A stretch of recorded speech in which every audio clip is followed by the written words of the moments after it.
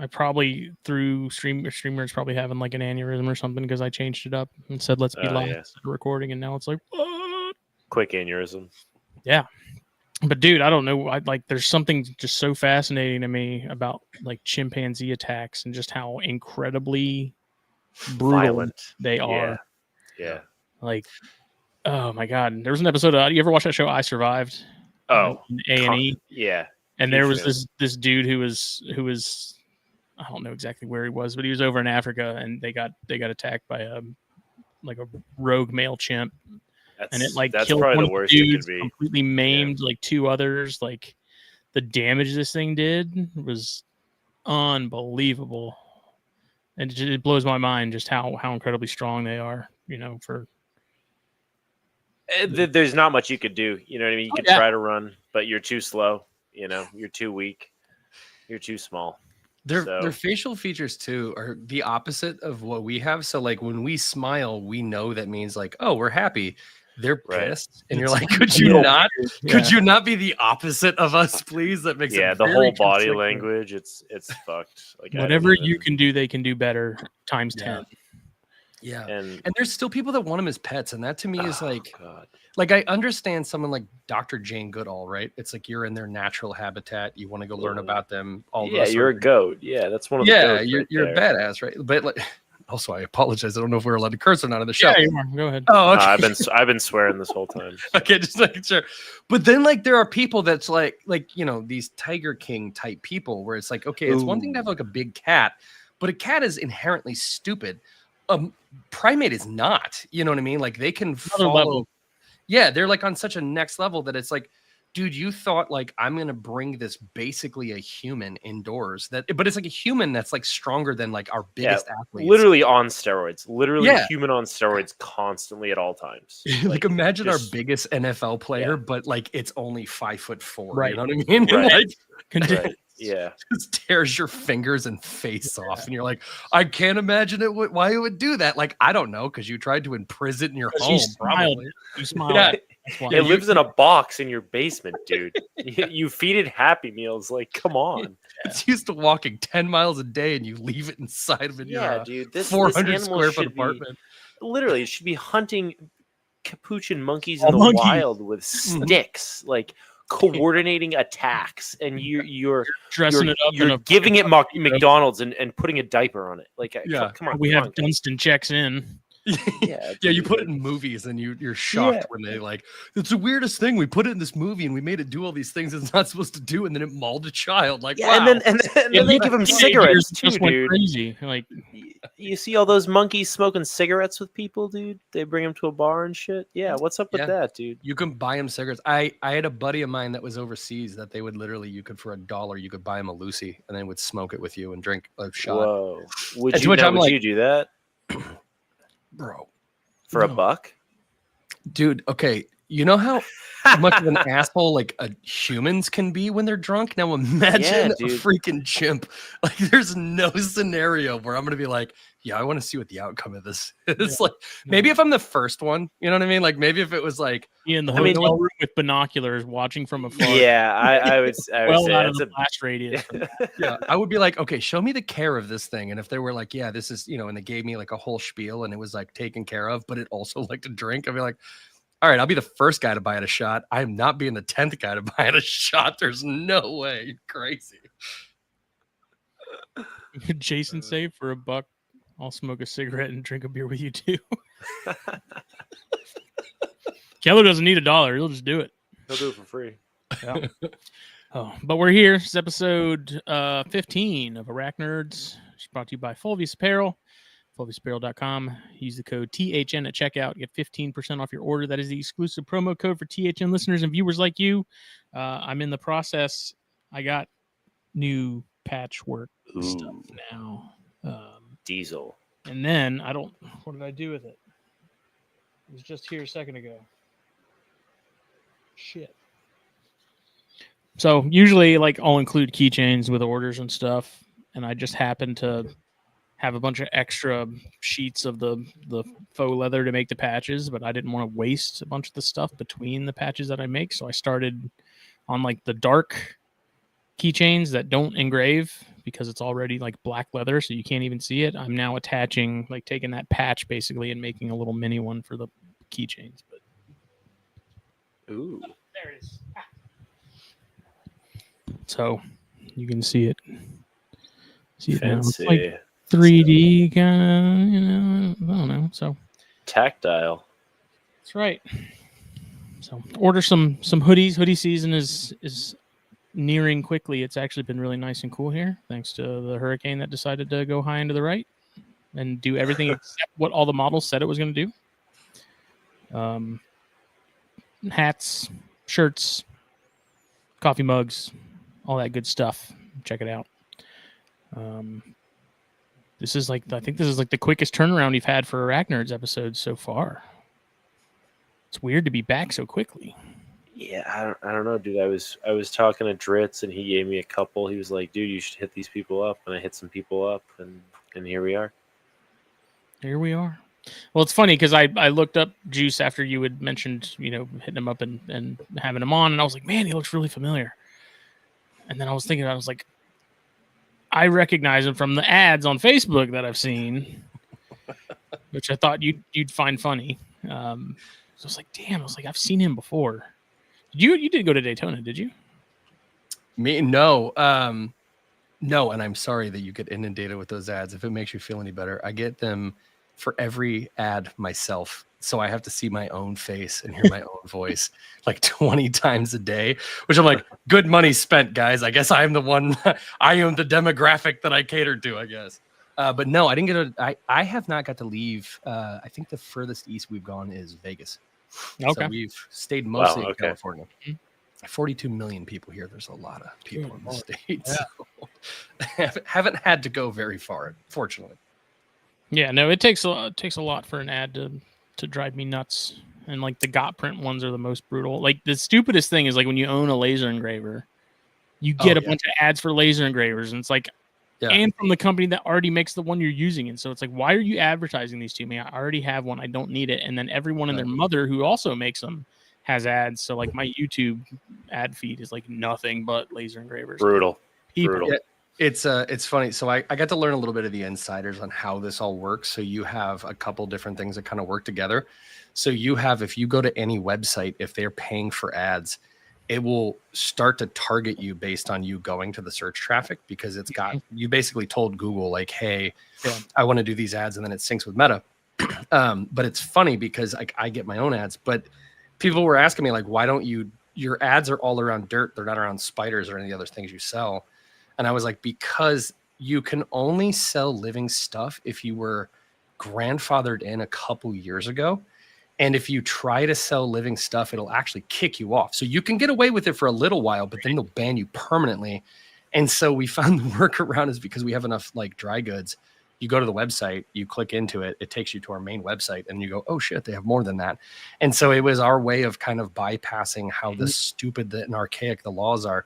Because I've seen a couple of these bigger spider people where they can just put whatever. Well, it's like at the end of the day, it's because money talks, you know, and they've got $50,000-$60,000 advertising budgets, and they're not going to kick them because they go, dude, these guys are spending some serious coin with us. And so they obviously have a secondary set of rules. So it's been interesting because small business advertising is so, I mean, you know how it is. You're stuck basically doing, you're like, okay, I can do podcasts, I can do my own website, I can do social media. You know, you only have limited things. And then you get to a certain size and you go like, how do I want to advertise beyond that? How can I basically do the infinite money machine, which is put money in and it comes money out, right? Yeah. And that has been the craziest thing I've ever done in 25 years in sales. I have never had to deal with advertising as a business. And then we started doing it. And I was like, that's why most people don't do it, because it's A, exorbitantly expensive, and B, just to get an ad out there is so many hoops you have to jump through that you have to hire a person or you'll just blow your money out like immediately. Yeah. So it's been a cool experience. I will say, if you're the kind of person that really enjoys business, the business acumen of everything, it's been a pretty cool thing. But if you're one of those people that's like, I don't have patience, then don't ever do advertising. Yeah. Because you also have to make all the content for it. And so it's like we were doing expos after expo after expo, and then we would get back on a Monday or a Sunday night, pack everything back away, Monday morning, wake up, and then we'd have to film pump out an ad in 24 hours and then get back to doing our normal business from, Monday through Friday or whatever.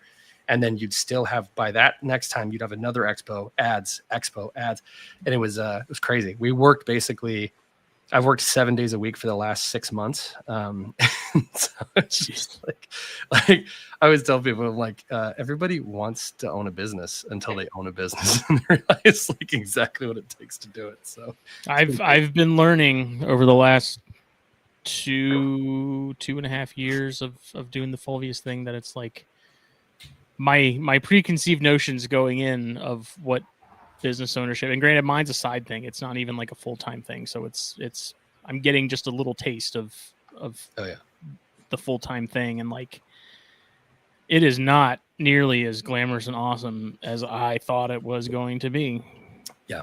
Especially when it comes to taxes and stuff like that. I'm like, dude, small businesses, they're like, yeah, we love small business. Like, yeah, because we're the ones paying for everything. Like, yeah, well, you can't even get like you used to be able to get what's called an SBA loan back in the day, and that's been completely cut since January. So like we've been around as a business for 4 years. We got to a size where it was unsustainable to continue with the amount of capital we had, right? Because you know how it is when you're running a small business. You're not.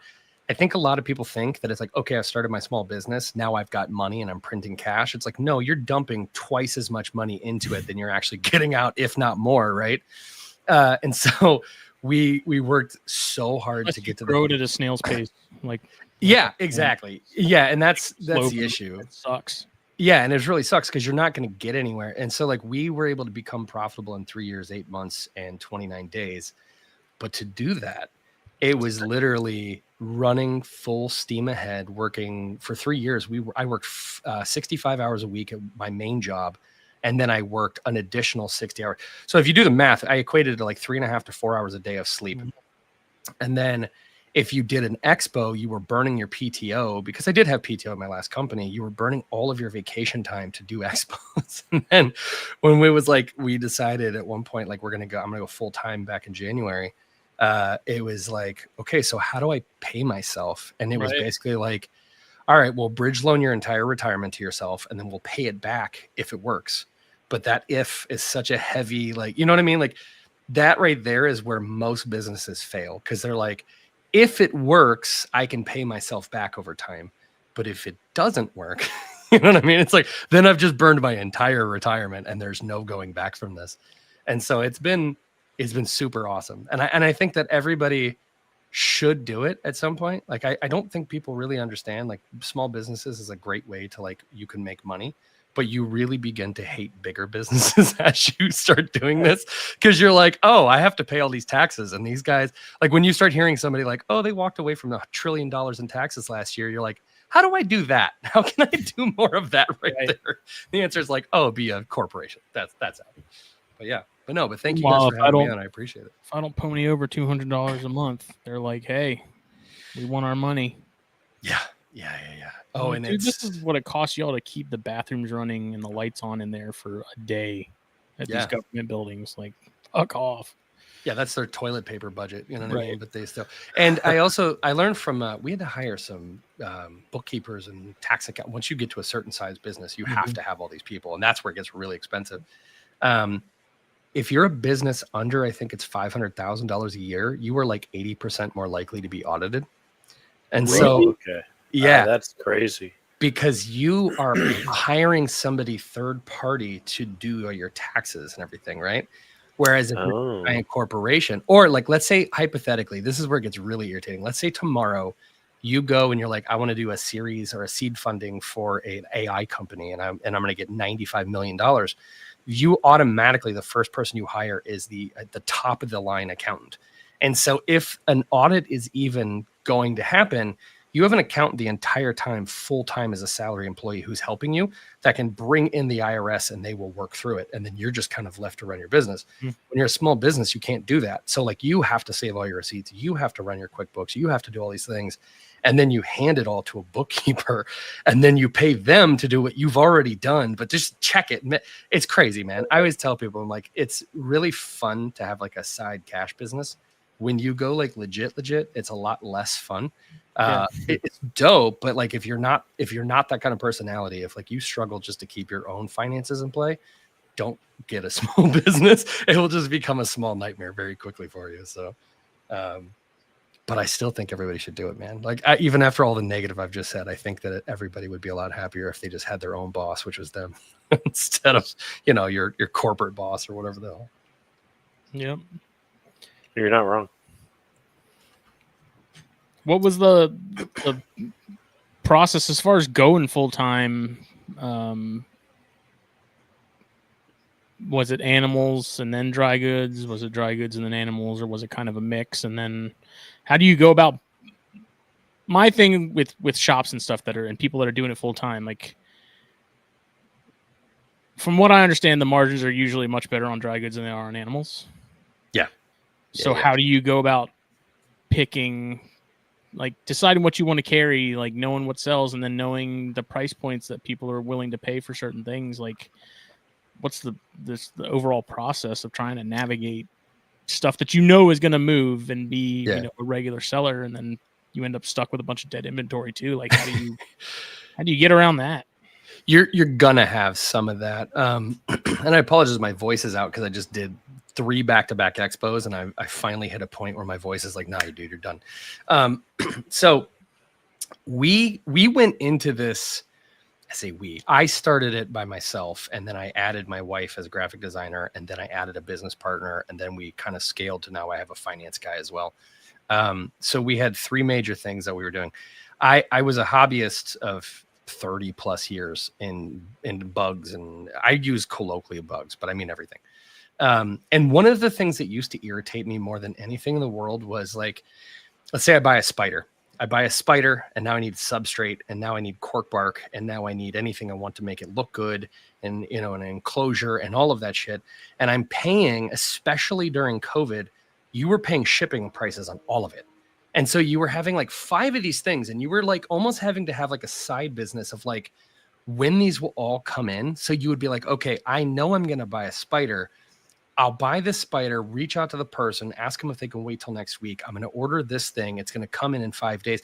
And so you're like playing this stupid game. And I remember being like, this is so dumb. And at the time I was selling I had got into this. I was selling isopods, mantises, and jumping spiders to pet stores.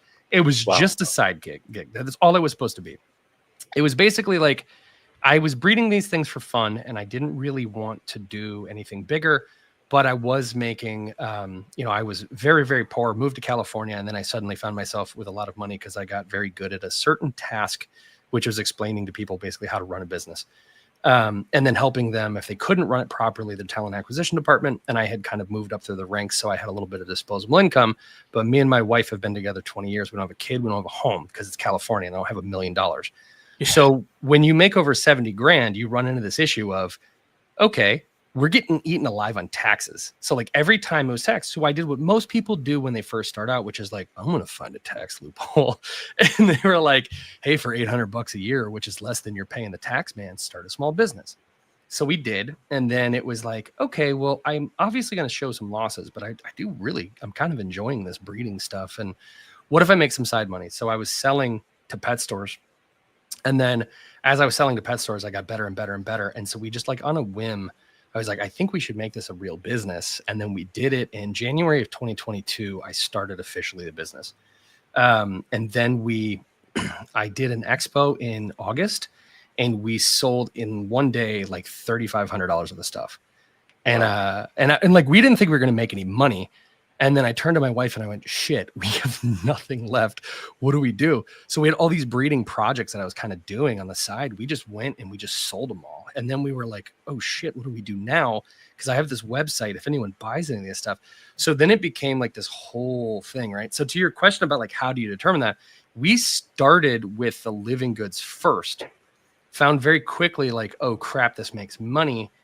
But then as you're kind of scaling your business, you hit what I always call is like, you'll have these like little bottlenecks in like your finances where you're like, okay, I went from having, you know, not one culture of rubber duckies. I've got like 5 bins of rubber duckies.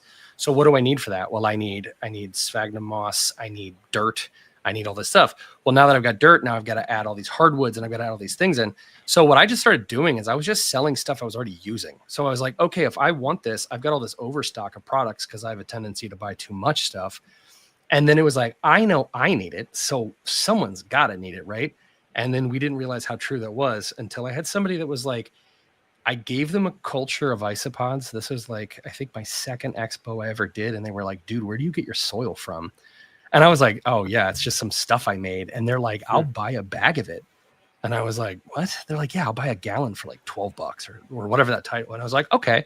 And they go, so I sold it as like a joke. I'm like, there's no way. And they're like, you should sell this at the next expo. So dude, I don't know where to get bags. I don't know how to do any of this stuff. So I went and I got a bunch of Ziploc bags and I just put Juice's pay dirt as a joke. And I just made a bunch of it. And then I put it on my table thinking like, no one is going to buy this crap. It's just dirt. Right. And, you know, at the time I was like kind of playing around with some indigenous microorganisms and stuff just because it really interested me. And someone was like, I kind of used some of that in there at the time. And then I sold all of it like in one day. And I was like, what the fuck? Wow. People are buying this garbage, dude, in a Ziploc bag. It's handwritten. There's nothing professional about it. So we started doing that. And then I ran into the next hurdle was like, okay, we started making all this money. We start breeding all this stuff. You know, your next two hurdles are, I cannot provide enough product that I can breed myself because that's the biggest hurdle that I think everybody gets to. What does my fan base say? Are they okay if I start buying from breeders as long as they can prove they're captive bred? The answer was unanimously, yes, we want to keep buying from you. Started doing that. And then the next one was like, dude, cages were getting so expensive and I didn't want to cheap out, right? I was doing AMAC boxes, which works. There's nothing wrong with it. There's nothing wrong with the plastic bins. It was just, I only had an 800 square foot apartment. So like, you know, these giant plastic bins are huge, but they're also like really unwieldy and they don't really fit on shelves. So I looked into some companies to make my own enclosures because in my point of view, I was like, hey, if I can get these will save me a bunch of money. And we made them, we called them Arthropods and it was super fun.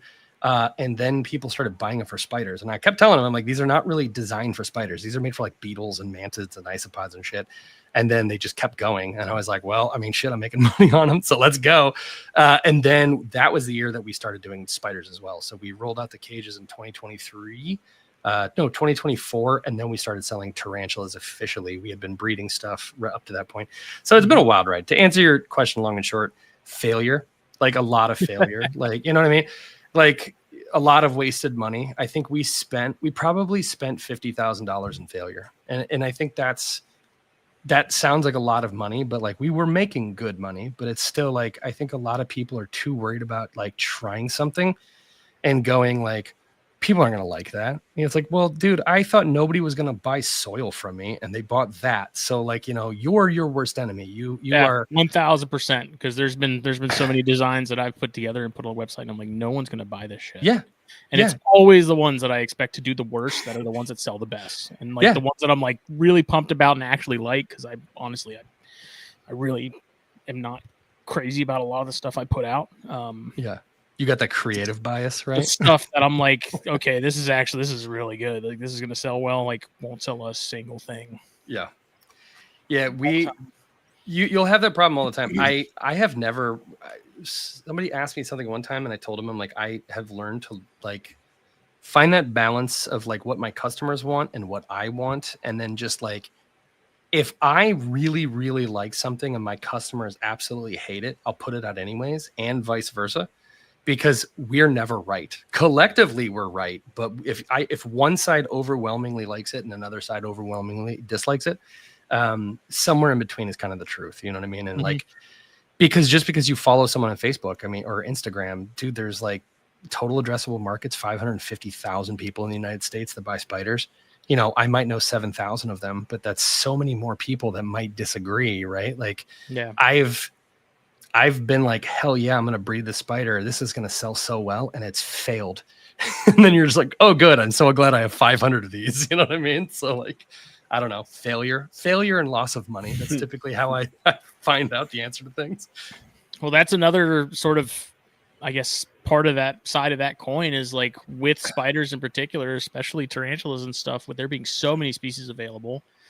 Yeah. Like you can't do nothing. You can't do just sort of your bread and butter stuff. You can't do just your niche species and maybe more higher end stuff that's a little more expensive. Like, surely you got to mix it up, but how do you go about deciding some of those more niche species that you want to work with and make more of? And like, because I do notice in tarantulas in particular, like there's definitely an ebb and flow of, you can tell when several people have had sacks of certain species, because you'll see them all over Morph Market, and then those will kind of go, and then something else will come along and everyone's got it, and then it just kind of ebbs and flows. So like with those, like what's the balancing act like with deciding what species you want to breed, but also get in and carry, even if it's getting them through a third party? Like, yeah, how do you figure that out?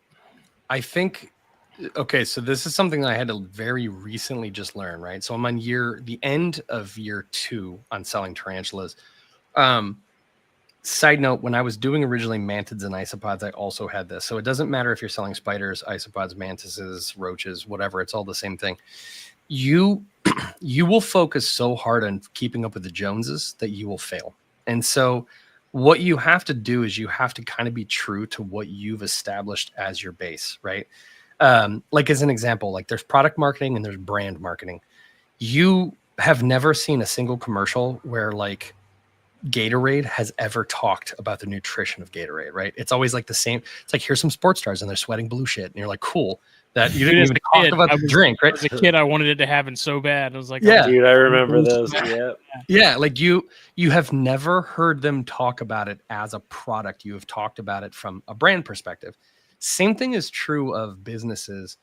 I have seen a lot of people, like they ask me like, what is the best advice that I can give them? Because I'm very new in this, but we got very successful very quickly through a background of knowing sales, having infrastructure, and then kind of following with what our customers wanted and listening to them. One of the biggest challenges I had, in fact, this happened back in January.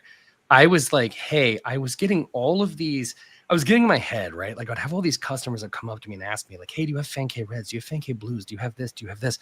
Omathymus, what do you got? And I was like, damn, the market for these rare old worlds is insane. Yeah. And you're like, this is dope. And so I dropped $3,000 because I don't have them. I couldn't breed them, right? So I have all these like I've established breeders over the years because like I know what I'm capable of doing and what I'm not capable of doing.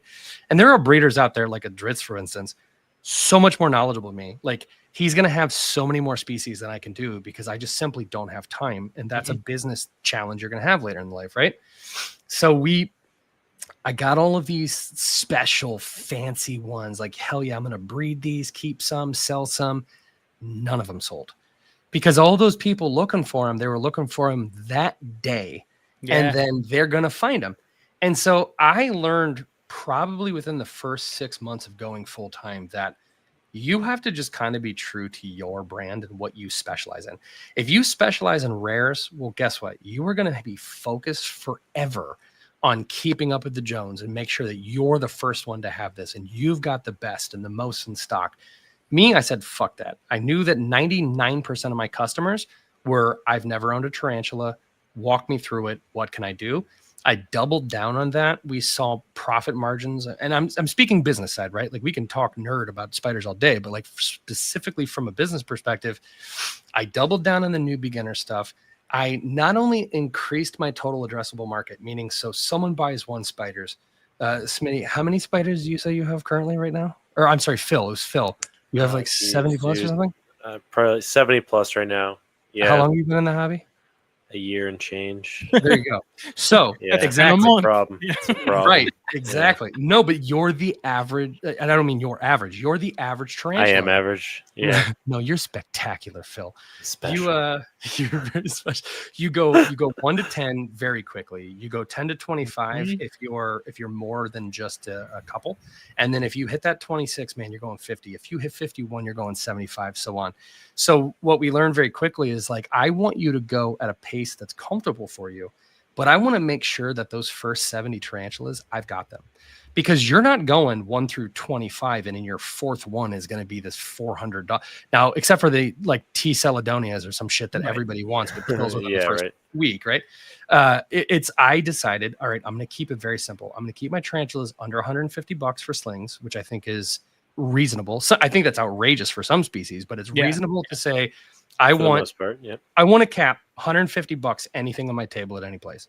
Now, if I got an adult, then obviously it's more than that, but you know what I mean? But any slings under 150, it doesn't need to be rare. I want it to be for newer people. But once you hit old worlds, now you can kind of get a couple more of the, and I'm using rares in air quotes, the Regalises, the OBTs, not OBTs because they're obviously a dime a dozen, but like Fankay Blues, dude. Yeah, exactly. All the gas, right? Dude. Yeah. Now you got like your Aspenachylus rufus. You've got your, your some of these other these Omathymus cowies, right? You're getting into these where it's just like they're not rare, they're everywhere, right? But they're cool as shit. And so by us doubling down, we found we had so much more success, and also for customer retention, which I think is something that's extremely underspoken about. It is. We were seeing 85% return customers. Wow. Nice, and so if they bought from us once, 85% of the time they were coming back a second time, which then became 95 for a third and 100%, so on and so forth, because we based it on the health of our spider first, and number two was the actual quality of customer service you were receiving. The trustworthiness says a lot, man. If people don't have to worry. Yeah, when they buy from us, they get care guides at their request, right? We create a care guide customized for them, or we reuse them, obviously. We'll send them a care guide so that we can make sure they're alive. We will send them a text confirming the days that they're going, if they're going to the hub, if they're going to the house, whatever. We confirm the day of. We confirm the next day they've received them. We check on them after a week or two. So it's like doing all of these little tiny things that take me 5 minutes. We were getting such an insane amount of return customers that I don't need to keep up with the Joneses, because you're going to just keep buying from me. Even if you're like, damn it, he doesn't have what I really want, but I really like that guy. You know what I mean? He has cool stuff. He has some other cool stuff. Yeah, he's got some other cool stuff. And so now you're more likely. And that's the thing that I think has been missing so long. Since I've been into spiders, the last 30 years, customer service started to die, man. You started getting these, when I was 4 years old, we got my first tarantula. It was basically at a biker bar in like a tattoo shop in the middle of Ohio. And they put it on paper towels and it died within 2 weeks. That was just what our experience is. Nowadays, you have so many spider vendors. Why the hell are they coming to you, right? And so that's when you're asking, like, how do we kind of determine that? It was, how can I make sure the success for my customers? I don't want to give them something. I won't carry Davis Panamas. I won't carry T. Celadonias. Dude, if it's your third tarantula, you're killing the T. Celadonia. You're too anxious. You know what I mean? They're staring at it all day. Yeah. So it's like, and I just remove that hurdle, because at the end of the day, like, while you may want to buy your T. Celadonia from me, there's 50 other people selling it. Like, go to them. Like, I'd rather you be mad at them when you not only have a tragedy of losing something that you loved, but you also drop $300 on it. Like, that hurts twice. You know what I mean? Snake money. Yep. Exactly. And so we determined that from a long time. I would say probably the last 6 months, we were like, you know what? Screw keeping up with the Joneses. This is how we're going to do things. And it's worked out pretty well for us so far. So now come back next year and ask me if it's still working. We'll find out. So what species, like, I know you were talking about, like, there's stuff that you kind of can't, quote unquote, can't do. You won't try to breed. What do you kind of work with in terms of, like, hey, these are the projects that I'm breeding? Like, do you kind of have a most of the basics? So I would say I've done Solmopois Cambridgei, Armenias. I got a Victoria I'm going to be working on here soon. OBTs, Grammostola pulchripes, the typicals, right? Like, I would say we start with the smalls. What I just recently paired Zenesis Imanus, and I know my Latin's terrible, so I apologize. Did you itch for hours? After that? Dude, I can't. Like, I don't even. I look at them now and I itch. I will say, though, the one that hurt me the worst is a GBBs. I hate doing it. I would rather pay so much money than rather. It's the Panfos for me, dude. The Panfos get me every time. Panfos. I'm raising 4 right now of Panfos. I have 2 Machala females. I've got a those kill me. The Machalas kill me. Oh, they're so cute. I love them. I got a shower. I got a shower after that. I got to hose myself off, dude. I think so because I've already been hit by my T. Oh, my T Sturmy is my next project. That is the one that like I am so stoked for that. My Sturmy is about to molt. She molts in October. After she does, I already talked to Driss and I was like, all right, like walk me through this. I've never done it. It's a huge. Dude, okay. I saw a pairing. Corey Bracken and Dritz did a pairing, and I definitely didn't help. I kind of was just there with a paintbrush, like literally with a shirt like this. Oh yeah. Dude, we were terrified. Corey showed me a picture. He got a hair in his eye. Yeah. Dude, I've never seen anything like that.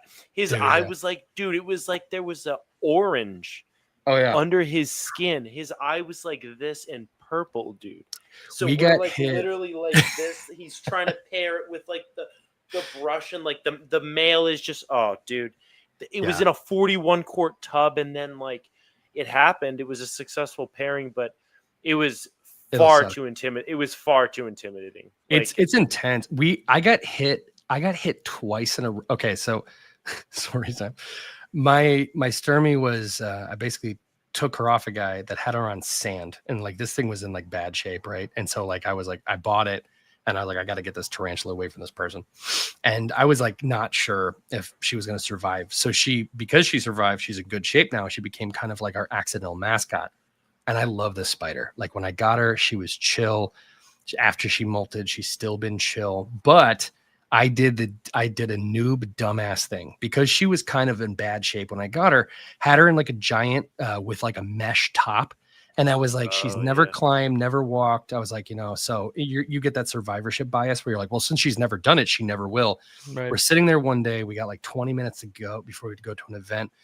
And I see her and she starts walking. And I'm like, don't you fucking dare. And then she immediately gets her feet caught and then her feet start dangling. So I immediately rush to her aid, get a bucket. Because, at that size, it's not a catch cup. It's a catch bucket you've got. I put some sphagnum moss on the bottom so that way I could basically just shove it up to her butt. And the whole time she's throwing fucking hairs like ninja stars. Cloud. Yeah. And she's hitting me with every single one of them. And I get it all over my forearms, my eye. I got it on the side of my face. We get her out of there, right? Bad. 72 straight hours burning. I don't get like the really bad like swelling, but I get like my eye, I couldn't open it properly. So like 14 days goes by. I'm still in bad shape, right? You get dermatitis, you got the itching. Mm-hmm. It's not great. Your skin starts sloughing off. My wife and I started sloughing off. It starts to slough off, kind of like when you get like a sunburn. Stephen right? Johnson syndrome. Yeah. I'm bad. good, dude. I'm good. So we start rehousing, and we're making the little deli cups for these slings. I can't remember what it was. It was like hotties or something.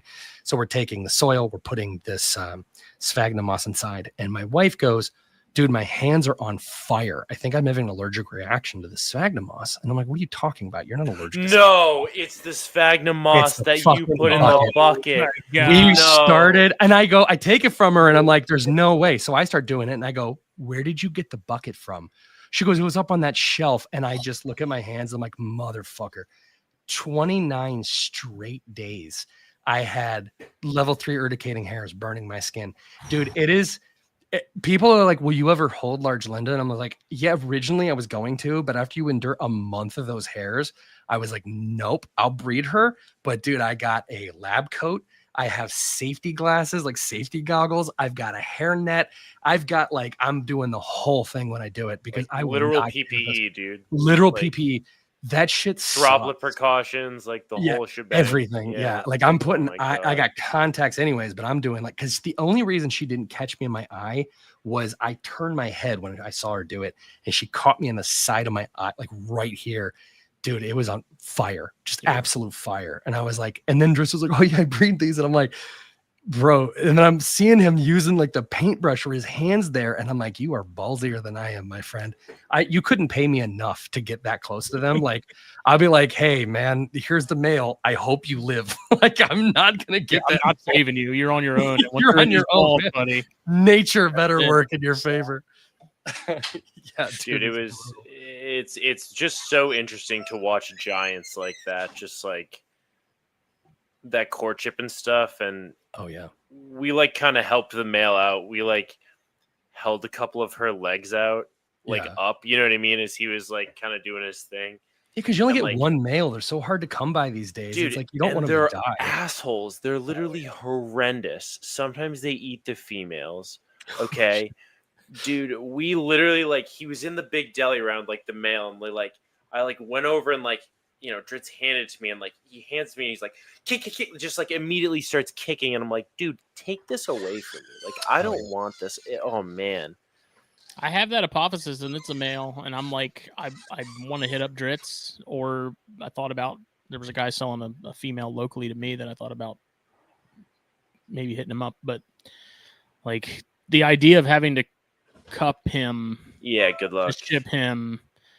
Apophysis are bad, dude. He is, dude. If I like, those are bad. He's fine because I leave him alone. Like I really don't go in his tank for anything except to drop food in there or whatever. But like. Yeah, when I had him and he was smaller, dude, it was like if I even breathed on him, he was kicking like crazy. It was like his mother. I love him though. I love when they. I love my hypothesis, man. Dude, they're so awesome. The threat poses are sweet. I find it super endearing. Yeah, I don't know. It's so. I always laugh every time I get posed by like a really big spider because I was like, my survivor abilities suck clearly because I'm like, oh my God, look how cute you are. I'm like, meanwhile, this thing the size of my face is telling me that it's going to bite me right now. And I'm like, oh, you adore. I'm like getting real close and taking pictures. I'm like, look at him. I'm like, yeah, he's like, I'm fierce. Leave me alone. No, males suck though. I will tell you, I have not met a single male tarantula that sucks worse than an OBT male. Huahini. Oh, okay. You're right. Yes, absolutely. Levitus. But my female. Okay, so I have 3 wild caught Levitus. And my female's wild caught, and she ran up the paintbrush. I took the egg sac from her. She ran up the paintbrush to try to get to my arm. It was fucking nuts, dude. I've never seen something move so quickly in a straight line with that much intent. It was. She's beautiful, but she's an absolute bitch. Like, I really enjoy pairing old worlds though. Versus, I've had so much worse, so many bigger failures. I will say, pairing new worlds than old worlds. Like the old worlds just kind of get it done. They're like, dude, in the wild, there's too many things trying to eat us. They kind of go in, they do this thing. It's fucking monkeys out there, dude. We gotta get toucans and shit. Yeah, they got shit. Yeah, dude. Toucans are terrifying. So it's like they just get it done. These fucking new worlds. I paired those Xenesis and I had to turn the lights off. The only way I could get them to actually get to business, I had to shut all the lights in the building off. That was it. I tried this 6 times. They wanted nothing to do with it. I read something. I think it was on either Reddit or one of these guys' videos. They said, turn every light off in the building. And I went, okay. And the second I turned the lights off, they got right to business. So now imagine you've got a cloud of verticating hairs being kicked at both sides, right? And you can't see shit. I'm using a flashlight. So I literally, like, right when they start to do their business, I turn the lights on and then they continued. But up to that point, I'm sitting there with a little tiny, like your cell phone, like with a light being like, please don't run. This is a black spider that, by the way, if it runs into my building, I'm not going to find this thing for hours. Yeah, never. Yeah. So holy just like, shit, I was like, please, for the love of God, stay in your 27-gallon bin, because you put your cages in there and I put them in a big bin. So I have some security because I have drop ceilings. And the last thing I want is one of these tarantulas to go into the drop ceiling. And then I was stuck in my warehouse somewhere. So I'm doing all this. Yeah, man. And then the very second the female tries to run, tries to eat him, basically, he bolts and just kicks a cloud of hair. I have it's an airflow circulator in that room. Oh. So it picks up and just starts throwing those hairs like a little mini tornado. That's awful, yeah. Dude. I was like, why do people do this? Why do we subject ourselves? I prefer old worlds. Yeah. Well, I've never paired a new world, not myself. I've seen it happen. It's trash. Don't get into it. Don't do it. Stay away. Everybody wants me to pair Brachypelma humoris. Do you guys have good ones? I gave mine away. No, I gave mine away. I gave mine to Dritz because they were awful. I was like, here, take him. He's like, ooh, I'll take him. Yeah, good. Here. Because they were kicking so much? Dude, they're just awful. They kick. They're not cool. Mine was like a male. Cool. No, that cool's a hot take. Yeah, mine was a male. He was like a total dick. I was like, all right, buddy. I'll see you never. Yeah. I can't. I have one that we called can't. I don't ever name anything because if they die, you're sad because you've named it. I call him Candy Corn Dickhead because every goddamn time I open this thing, it just kicks a slew of its hair off at me. It's awful. Every time. Not a single time. Someone's like, and then people will try to give you like, well, if you had this, and I'm like, I show them pictures. I'm like, I have all that. They're just a jerk, man. I don't know what to tell you. Like, the tarantula needs Jesus. Like, at some point, it just boils down to their personality. Yeah, it's like this particular one. And then I have a couple. I think I have one other that's totally fine, but this just one is just the worst spider I've ever had. So. Yeah, I don't know. My erratum and stuff. My two smallest erratum. They're pretty quick to kick, but I mean they're still, coming up on maybe an inch. Yeah.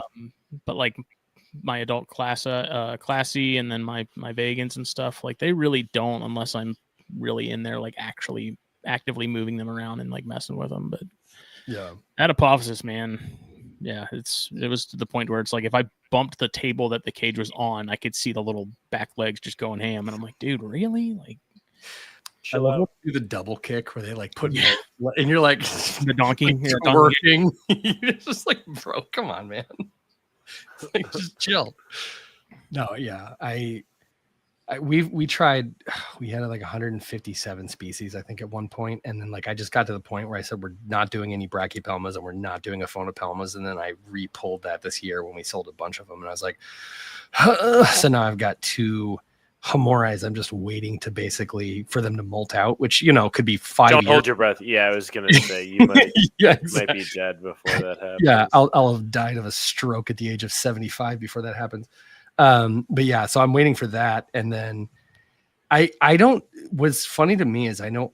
Do you guys see this a lot where you get like new breeders that are like, I'm gonna breed everything, and they pick like I did curly hairs was my second one, so we did Grammostola pulchripes.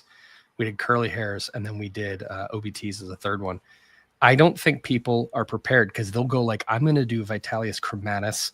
I'm going to do like, T albos, and then I'm going to do this. And I'm like, dog, you're at 1,500 slings without even batting an eyelash. I'm like, do you have anybody who's going to buy these? And they're like, I'll figure it out. I was like, okay, I don't think you know what it's like to feed. Are you sure about that? Yeah. Well, yeah, I mean that plays a factor into what I was asking about deciding, what species to sort of keep around, because I'm sure you have a handful that are something that are staples that you want to keep on hand pretty much at all times because they're a good seller. Your first time spider owner type species, and then your sort of your Toyotas to your Lamborghinis is kind of the best way to put it. But like, that's a very real aspect of trying to decide that is like, if you have that many babies, like it's not a lot of space, but it's space, and that's food. It's a lot of food, and then it's a lot of time. Like, does that play a factor into what you decide to make more of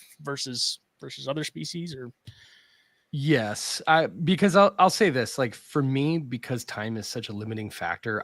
This year, I'll be honest, I think I've only been able to breed like maybe 2 or 3 species, right? Because I haven't had the time. Like when you do 18 expos, you're not doing a lot of breeding. Before it was like sky's the limit, breed as much as you can. We're not that busy, all those sort of things. When I'm now, like right now, I have 45 females that because I was waiting for expo season to be over with. Now I've got a lot of diversity that I can pick from.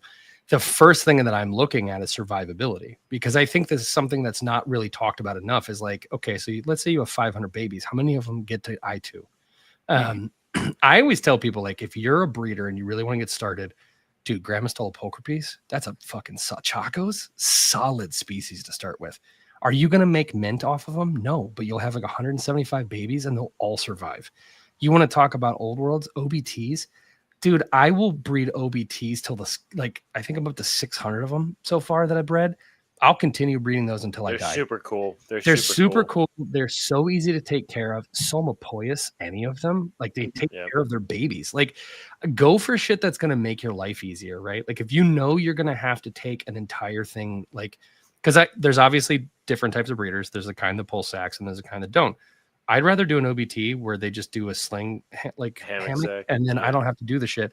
And I would rather, because my females are so good. Like, I think a lot of people think OBT, they think they're crazy, but like my females are such sweethearts. I'll just be like, all right, sweetie, you're going on a cup. That's because you set them up right. You know, yeah, you don't exactly. set 'em up, yeah, that's you set them up wrong. They're going to be, yeah, they're going to be psychotic, right? Yeah. And so, like, you know, you take them out, you clean them up, all that stuff. And size, fucking great species. I say go for easy, man. Like, if you're going to be a breeder, like, go for what's going to make it lowest hanging fruit. Who cares? Okay, curly hairs, right? They sound so easy, but here's the thing: what are you going to charge for them? You're going to get $25 a sling? Probably not, right? $2 a sling. If you're lucky, you know what I mean? Like, I've got right now 500 in there that it's like, that takes me longer to do those 500 than it takes me to do 1,200 other spiders. Why am I going to, I mean, I took them because they were cheap. Someone bred them and I was like, hell yeah, I'll buy it for that price. I will do this work because if I could sell them for $3, I make money. Like, at the end of the day, you know, it's a price point. You got to think about your time too. So like, anything where the mom's going to take care of that shit for you, do that. Why wouldn't you? Any baboon, man, done. Easy fix. If it has baboon in the common name, take that. They're also just cool. They're also super cool. Dope. They're so dope. Somapoias armenia, dude, they'll raise their shit to like I3. Like, you don't even have to. I didn't even realize my sackwin had been like, she had laid it and then did it. And then all of a sudden one day I keep seeing these like 2-inch slings come out. I'm like, where the fuck did these come from?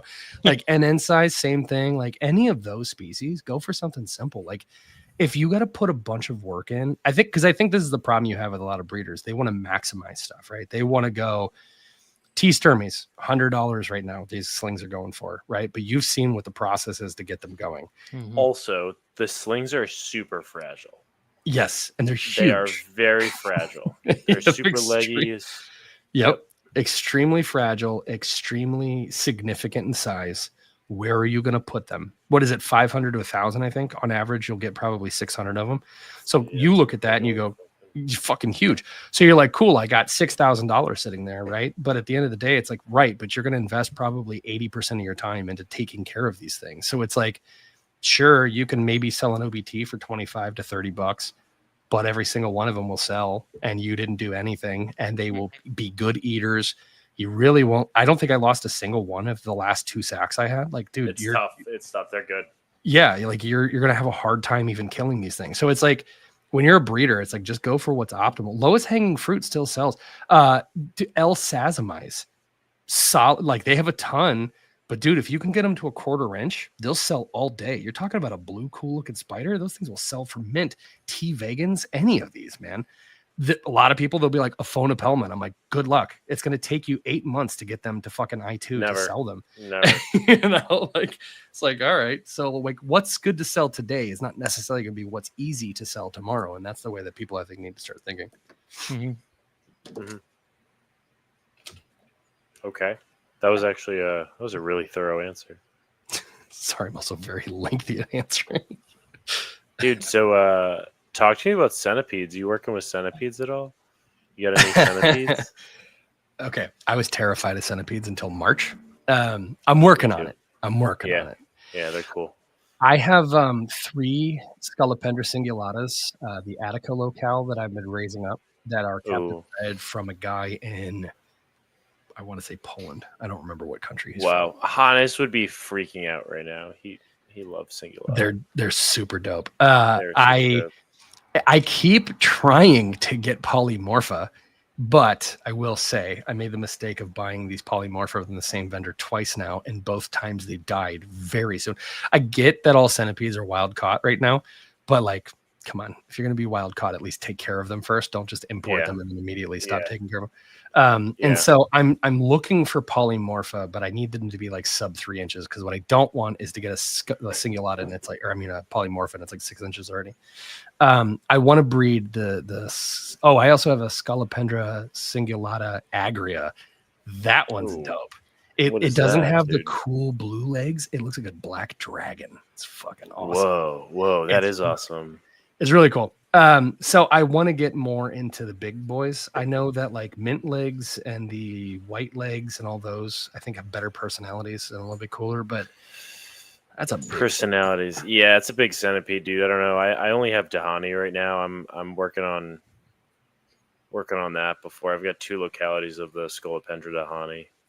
I heard though that those are more crazy. So, they're insane. They're literally insane. But they're so cool, dude. The orange legs are sick. They're so sick. And like, I don't know. My yellow leg female I got from Tom Patterson, dude. She's like, oh yeah, she's got some serious size, and like, she crushes hissing roaches, dude. It's crazy.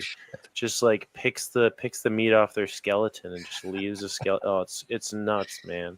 It is interesting their personality, because spiders, you can tell kind of how they're feeling, like how they're like. Yeah. The peds, like, it's weird, like the scanning. You know how they do like the scanning, like, looking around. Oh, it's so cool, man.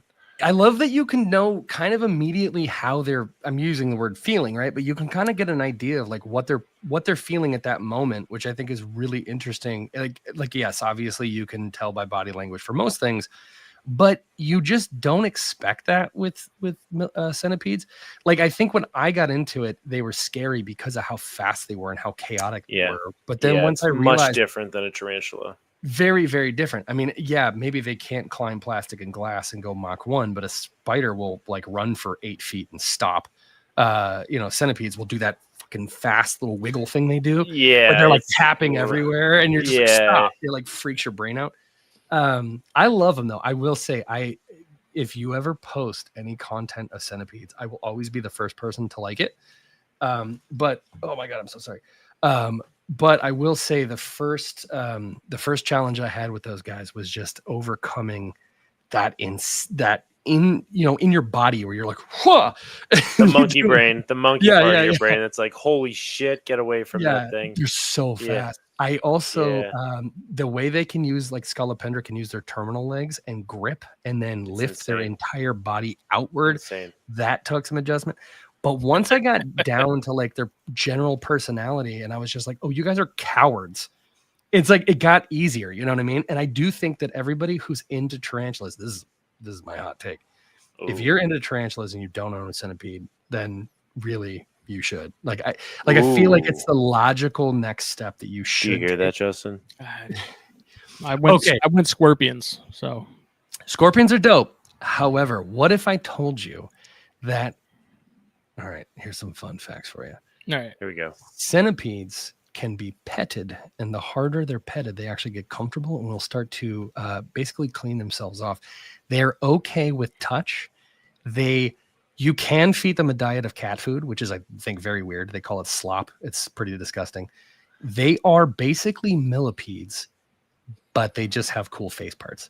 Like, if you ever owned a millipede, if you thought that was a cool pet, add not even a tarantula's like feeding response, 10 times better feeding response than a tarantula, but they're in like a millipede body. So it's basically like spiders, and they're on crack. They're on crack. So like he's got a Dahani. Dahanis are nuts. I will say, like, if you are used to a Dahani, once you go to white legs or mint legs or anything else, they chill the hell out. But he's in that awkward phase that all of the centipede people get to at some point, where it's like you go small, then you go Dahani, and then you go easier. Like you like have to get this like middle part where the roller coaster starts at the top. Yeah. Like it's like, it literally once exactly. He's in that middle where it's like it's all gonna get easier from here, but he's a Dahani. So like I feel like if you really love everything that like when you love a tarantula, right? If you love the feeding response of them, and you love like the personality of a tarantula, the logical next step is a centipede, because then you can kind of really see. Like you can look at their little antenna and know exactly how they're thinking or what they're doing or what mode they're in, which I think is dope. If a spider's just walking, you have no idea what they're thinking. Are they checking out the area? Are they doing this? But you know what these guys, and then you'll watch them do like really complex tasks that like, I love tarantulas. They're my favorite in the world. They're dumb as shit. Centipedes are crazy smart, like in a weird way where you're like, bro, you solve that very quickly.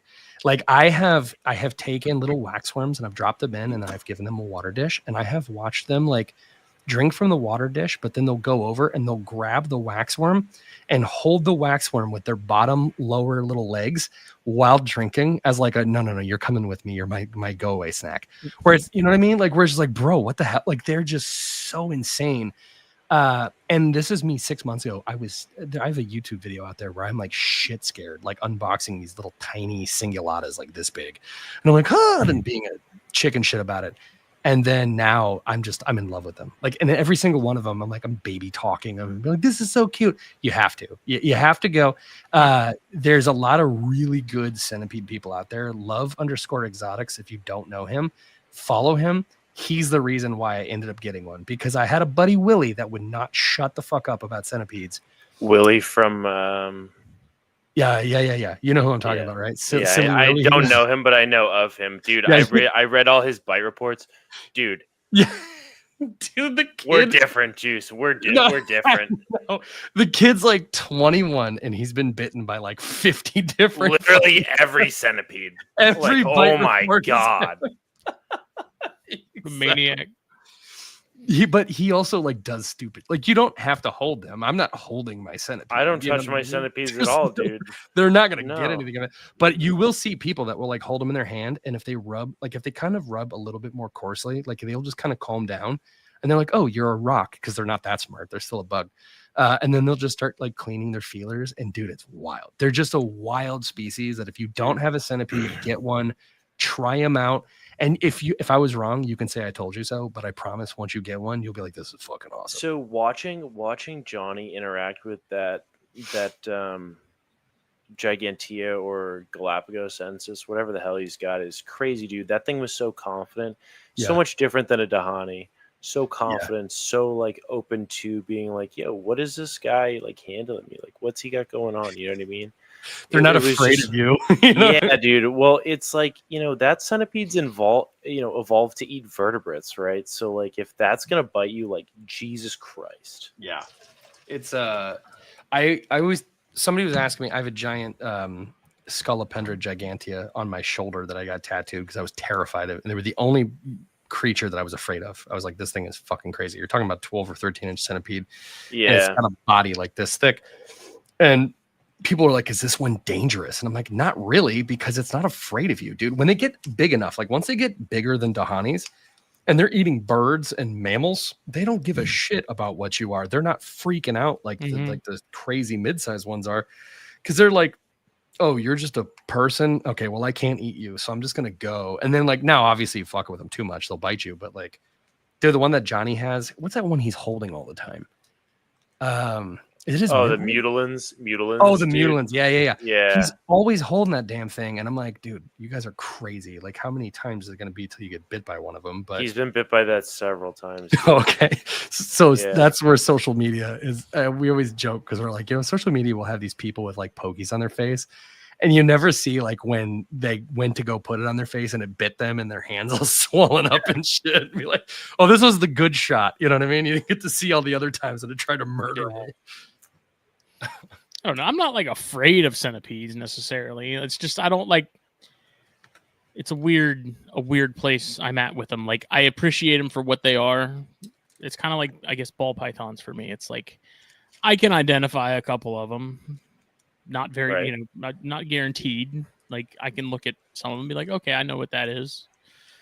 My interest in having them is just kind of not there. I don't know. I just like. I appreciate them. Yeah. They're cool. Look, I never gave a shit that they existed at all until I followed Love Exotics, because he just had these like, you have like different. I mean, you know how it is. There's like different kinds of people. You have the people that like every single spider, they want to show you them holding it, and you're like, that's cool, bro, but like I don't care. And then you got the people that are like, let me show you what makes this spider cool, right? And Love Exotics was just the guy that was like, look how cool this is. Let me show you the beauty of these things. And like, I realized at that moment that there's like these colors and like the way that centipedes work that you just cannot find in tarantulas, that it just like, it scratched an itch that I didn't know I was missing until I like started watching those videos. And I was like, God damn it, now I need one of these. But now you're like, you have to overcome that fear. You know what I mean? The courtship to me is what I find the most fascinating. It's so different than anything I've like ever experienced before. And that's something I kind of meant to follow up with you and ask is like, with the cingulata, like, would you set that breeding enclosure up similarly to like I don't know. I guess I call it a centipede sex dungeon. It's a tub with all the like. Tell me more. Yeah, dude. I actually I don't know. You want to see my centipede sex dungeon? Absolutely. Just a bucket for autoerotic asphyxiation. Yeah, exactly. So this is it right here. Oh, it's mobile. Okay, I thought you were going to take us to a different room. This is my centipede sex dungeon. Nice sticker. My Sure. I love girl fart sticker. Yeah. It's very appropriate. But it has all the like cork, and I've got it like all the cork's all flat and like some's angled so that like it gives the Dahani access to the male to weave that sperm web because they need access to the ceiling, I guess. Yeah. To weave that web so that the female can walk through. Is that how the Singulata would work as well? Oh, I have no idea. I'll be honest with you. I have no. You were just gonna kind of see what like. We're gonna ever? No, I'm waiting to raise them. So like the first challenge I had was like get these things old enough that we can breed them, right? And so like this is a problem I have for a lot of these different species where it's like I got a Phonopelma utileniums 3 years ago, and I'm raising. Probably hasn't even molted. Dude, it's still like a quarter of an inch. I'm like, good. This is the stupidest spider. So no, the Singulatas were a goal for long term. So I haven't even gotten to the point to like think about it yet because it was like the challenge that I have seen firsthand is like first when you're trying to sell centipedes that if you think that market is niche for tarantulas, dude, it's way more niche for centipedes. So I wanted to get to the point where it's like, okay, I've got more variety of centipedes before I even start breeding these things, because I'm telling you right now, like I get one person in Expo asks about centipedes, I get hundreds that ask about beetles. So it's like, I'm going to choose the beetles first because like centipedes too are so wild caught right now. And like, I don't know. And if you guys do, I don't know too many vendors that I trust that are getting them that are legit. Like you said, I think Tom Patterson, that's a good dude. West Coast, we don't have a Tom Patterson. You know what I mean? So it's like you're kind of you're playing like you're paying retail for everything, but you're paying retail after a markup from an importer. And so it's like that's one of the challenges we wanted to kind of identify before we started the process. We do infrastructure first, and then once we build the infrastructure, now it's time for us to actually have. So it's like starting to ask people like, what would you like to see bred in centipedes? Because I know right now, like Atticas would go well, Agrias would go well, Dahanis would probably do well. But then you start asking yourself, like, okay, how many offspring did these things have, and how quickly can I sell them? Because I don't want to have 50 Dahanis as an example. We're just different. sitting. See, I got 6 2 in the mail. I'm picking up 2 more tomorrow. Yeah, I don't know. They're so cool. The other night. Yeah, I bought one on Palm Street, and then I might buy a couple more because Warren from Bushveld got a bunch of plings, like little plings. His Dahani was gravid, and she laid. Oh, nice. Dude, the little Dahanis look so cool. They're so dope. They're so different than what the adults look like. Yeah. Dude, the mint legs too, they look crazy. Like I'm really sad mint legs don't continue to have that body as they're growing up. They're just cool. No, I am kind of crazy about infrastructure. So I will do infrastructure before I decide to pair anything, just because like, dude, what am I going to do if I've got fucking 50 of these? You know what I mean? Play with them. Yeah, I guess. But dude, I got like, I'm between breeding and buying and keeping. I've got like 750 to 1,250 tarantulas at all times. I don't want to add 50 Dahanis that I got to deal with, because tarantulas, you just drop the food in. Dahanis are like, I'm going to fucking escape the whole time. You're like, yeah, you got to kind of buckle your seatbelt when you're working with centipedes. Yeah, you can't like zone out and drop feeders in. You got to like be like, okay, let me prepare for this. You know what I mean? Have you do you have experience like sexing centipedes, or no. Are you just I've seen them. That's another thing. That's another hurdle, dude. That's a good one. I've seen the CO2 method, and I've seen the drowning method. Don't do the CO2, because sometimes they'll get some neurological issues after. They just like don't appear quite right. If you're gonna do it, drown them. It's funny because I've heard conflicting. So I've heard Johnny say to drown them, and then I've heard another person that breeds them say to do the CO2, and they both say the same problem for the why not to do the other one. And so in that sort of scenario, I'll try both, because it's like, all right, I've got this one and this one. I'll just try each one, and then we'll figure out which one has the neurological. It's easier to get ice than CO2, I guess. Maybe that's my, that's another little bit of So I just, Yeah. Did you know I was like a snake? What's up? So could you not tube them like you would like a snake? Dude, so question. Those back, remember you were talking about those back legs on the Dahani? Those are pretty significant. So like if I was trying to squeeze out some centipede genitals like a tube of toothpaste and those legs were moving around, it would be bad news bears. Yeah. It would just straight up be bad. I would not tube the dude. When they move, it's like an easier way than. Yeah. Nah, man, I haven't found it. That is interesting. The tube method might be okay. Hear me out. So have you ever seen how they do tarantulas? How they'll cage them? You ever seen like when they're trying to catch? What if you cage them? Like, what if you made an equivalent, like where you have a clip on the end of it, right? And you run them into it, and then sure, you got your terminal legs, but then you could maybe make it to where it's like you're so tight on it that you just have access to it.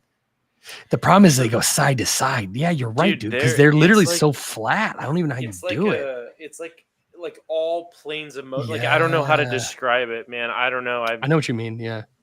Their range of motion is so insane. And like when you think like, oh, we can't they can't flatten down any further. The answer is yes, you fucking can. They can put themselves like basically if they can get their head through it, their whole body is coming through. So you're just like, oh shit. Yeah.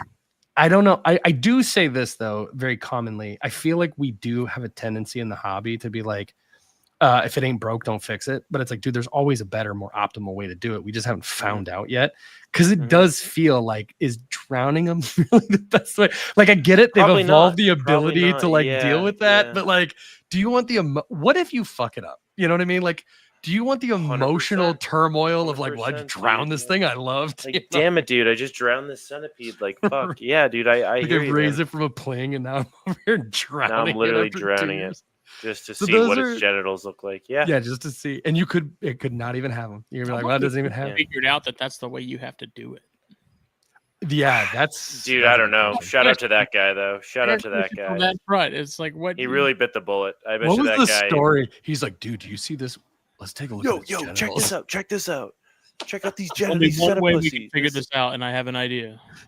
Hear me out. Or like, what if it was something like the ballsiest person on the planet was like in the fucking Amazon or something, right? And then they're like, check out this drowned centipede.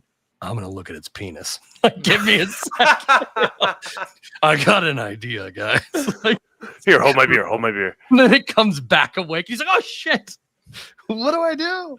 Yeah, I tried to pop one last time I was at Dritz's house, and I had to dunk it back in the water because it turned around and tried to get me. I have gloves on when I do it, but they are sketch. They are sketch for sure. Do you put bite gloves on, like the kind you would do for like big lizards or dogs? Mechanics gloves. I don't know. Oh, okay. I feel like found them on Amazon. Seems thin. Seems a little too. I would use bite gloves. I'd be using gloves. Right. Oh yeah, or like the cop gloves they use. So the silver lined ones. I do need some dexterity to pop genitals out of the centipede. Let's keep that. Yeah. So to give it a take, Johnny does it bare hand. Johnny literally just I'll touch the centipede. Like, we're different. He might have a reaction to him, but again, like, he's so goddamn big. Like, I am 6'4" and 311 pounds. He's like 6'9" and like 380. Yeah. Like, the dude is huge. Like, a bite may affect him, but like, imagine what it hurt you. 218, and he's like 5 or 6 inches taller than me, and just like a $140 more than you on weight because he's just muscle though. You know what I mean? Like, it's not fat. It's not fat. It's just fucking straight muscle.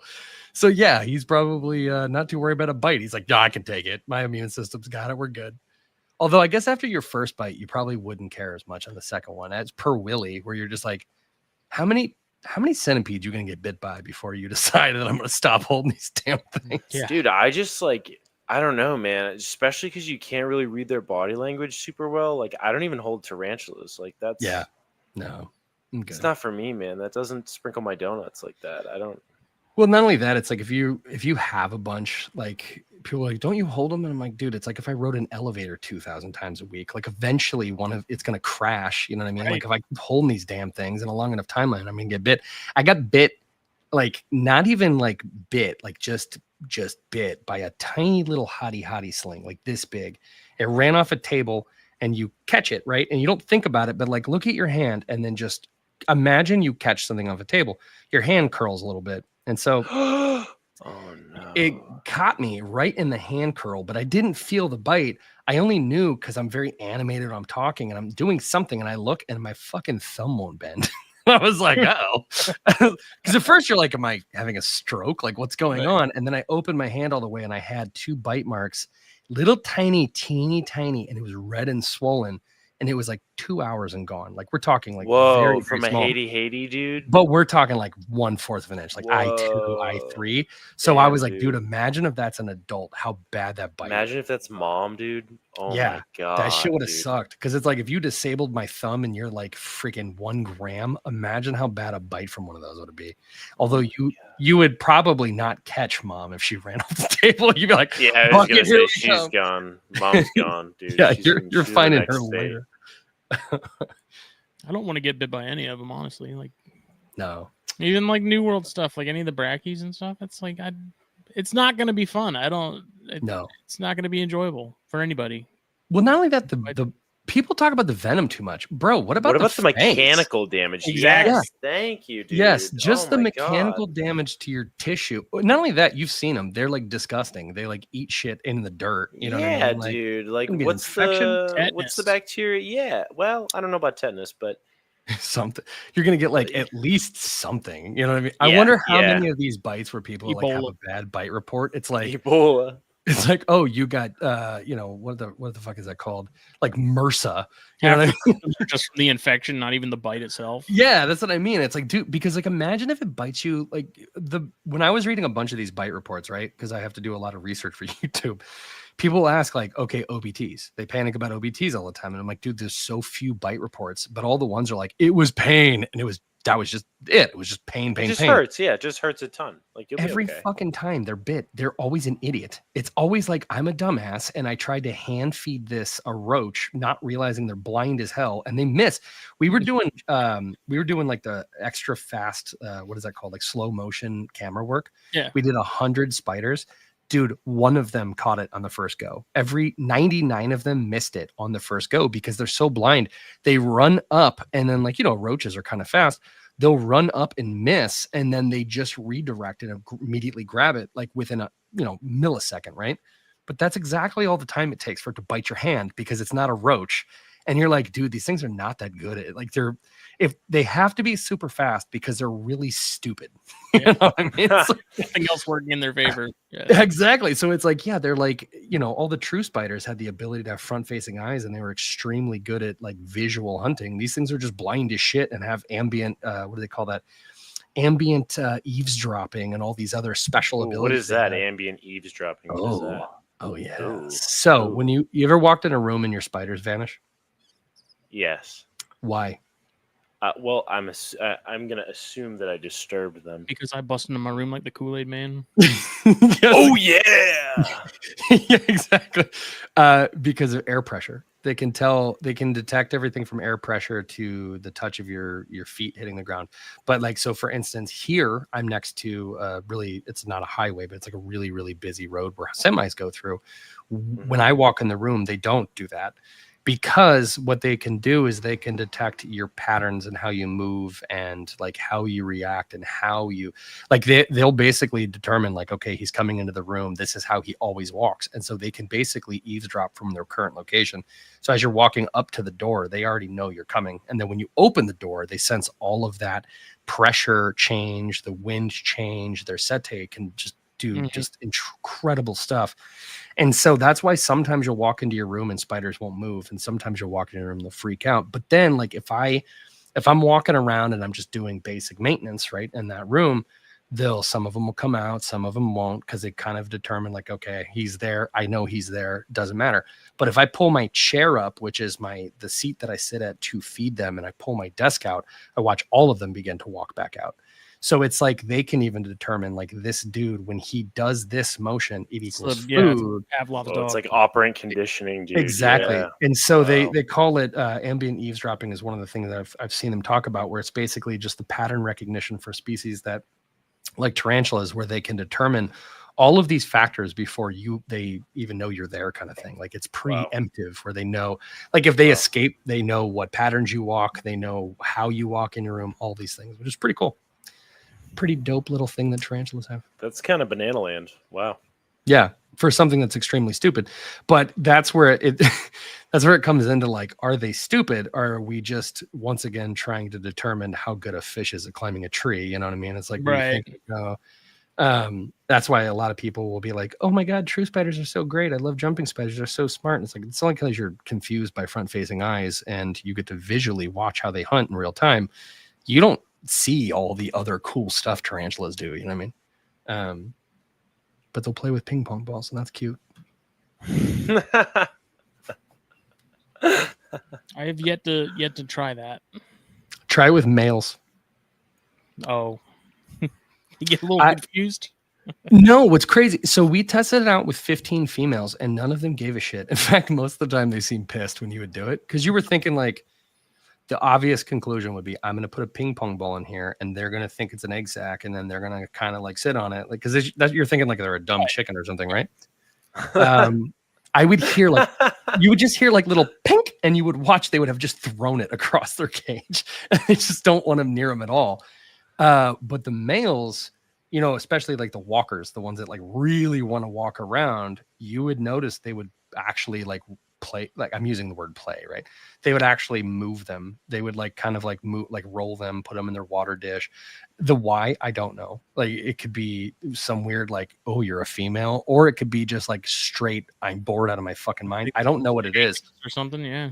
Yeah, it's something. But we noticed when we did it with 15 females, then we did it with 10 males. The males, like I think 8 out of 10 of them actually played with the ping pong ball, and 1 female played with it. And it was basically just to bury it.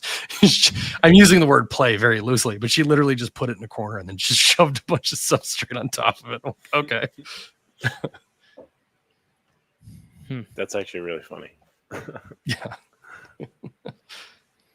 What do you, as far as shows and stuff, like what's the one species you get the most requests for, people asking about, be it new or people that have been yeah Grammostola pulchra, dude, like an insane, I would say Grammostola pulchra is number 1, T. celedonia is number 2, like, and then P. metallica for the old worlds, because the human beings love blue. I don't know why. We just do. Like, we're obsessed with the color blue. So, like, every time somebody says, like, the question you'll hear jokingly in, like, the hobby is, like, people will be like, that do the expo circuits, they'll walk up to your table and be like, you have any blue spiders? Because it's literally the number 1 question we get asked at any show. And I have to be like, yes, a ton of them. Which one do you prefer?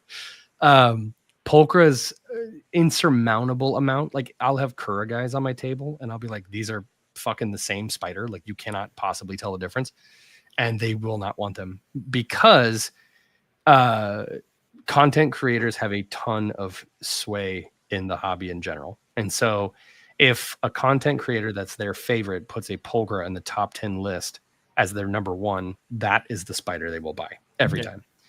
And you can tell, because you'll be able to tell like how they say it, or like how they kind of talk about it, or like, so what we started doing, or I started doing, is I started watching like some of the top 10 lists from like some of the top creators, just to kind of hear what they're saying.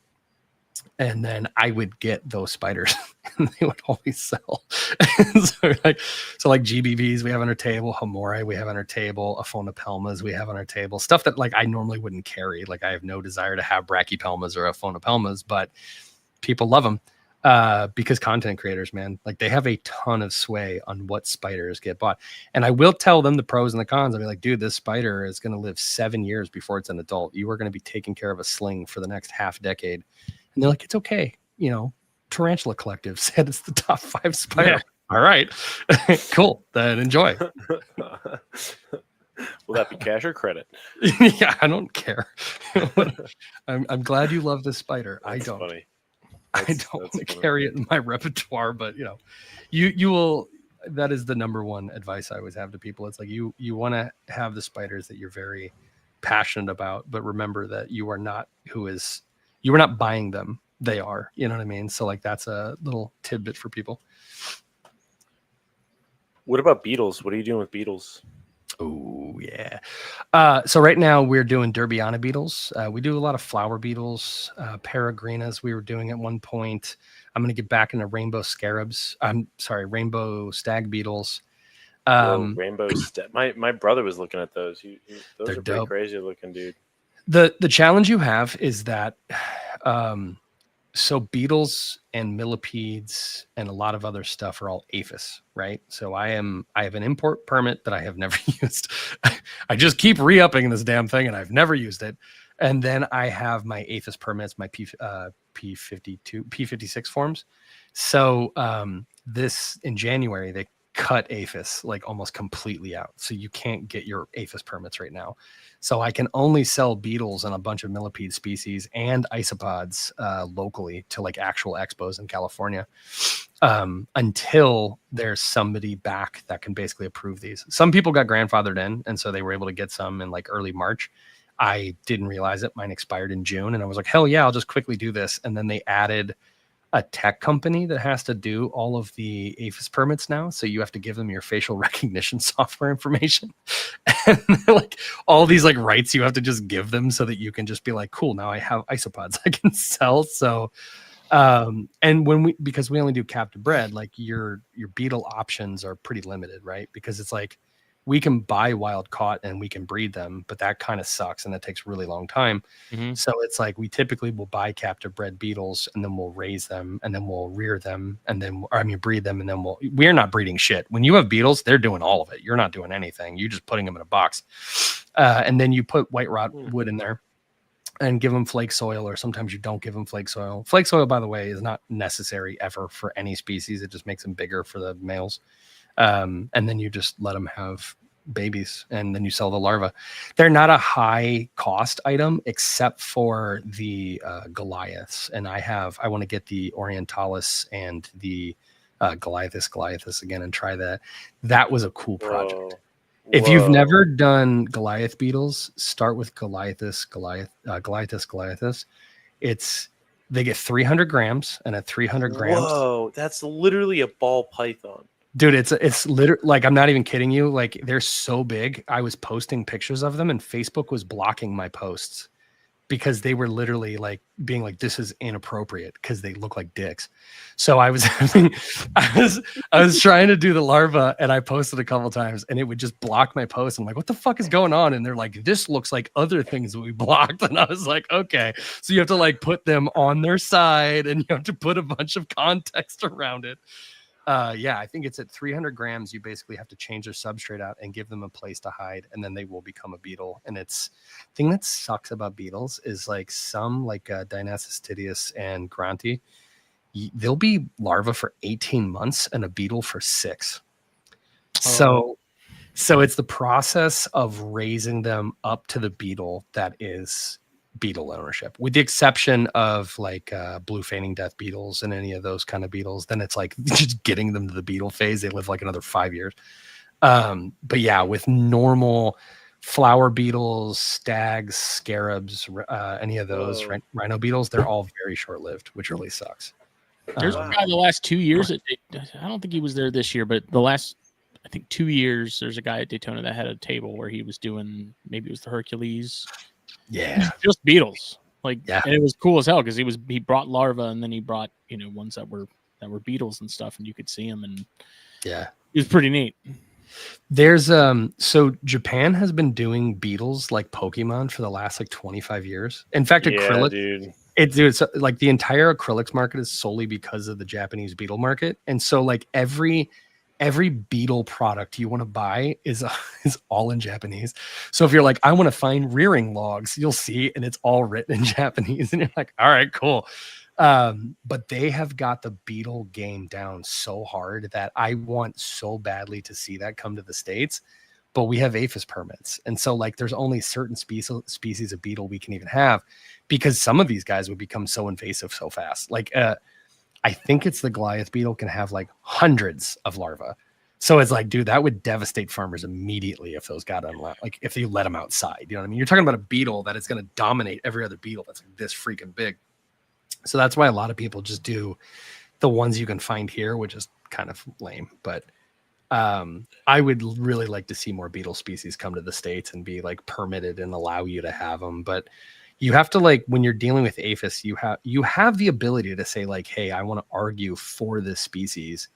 But you have to you are responsible providing the data to say that these aren't going to become an invasive creature, and that's expensive and it sucks. So that's the issue. Oh, that's wild. Yeah. That's why there's so many tarantula vendors in general, because tarantulas, this is the stupidest thing.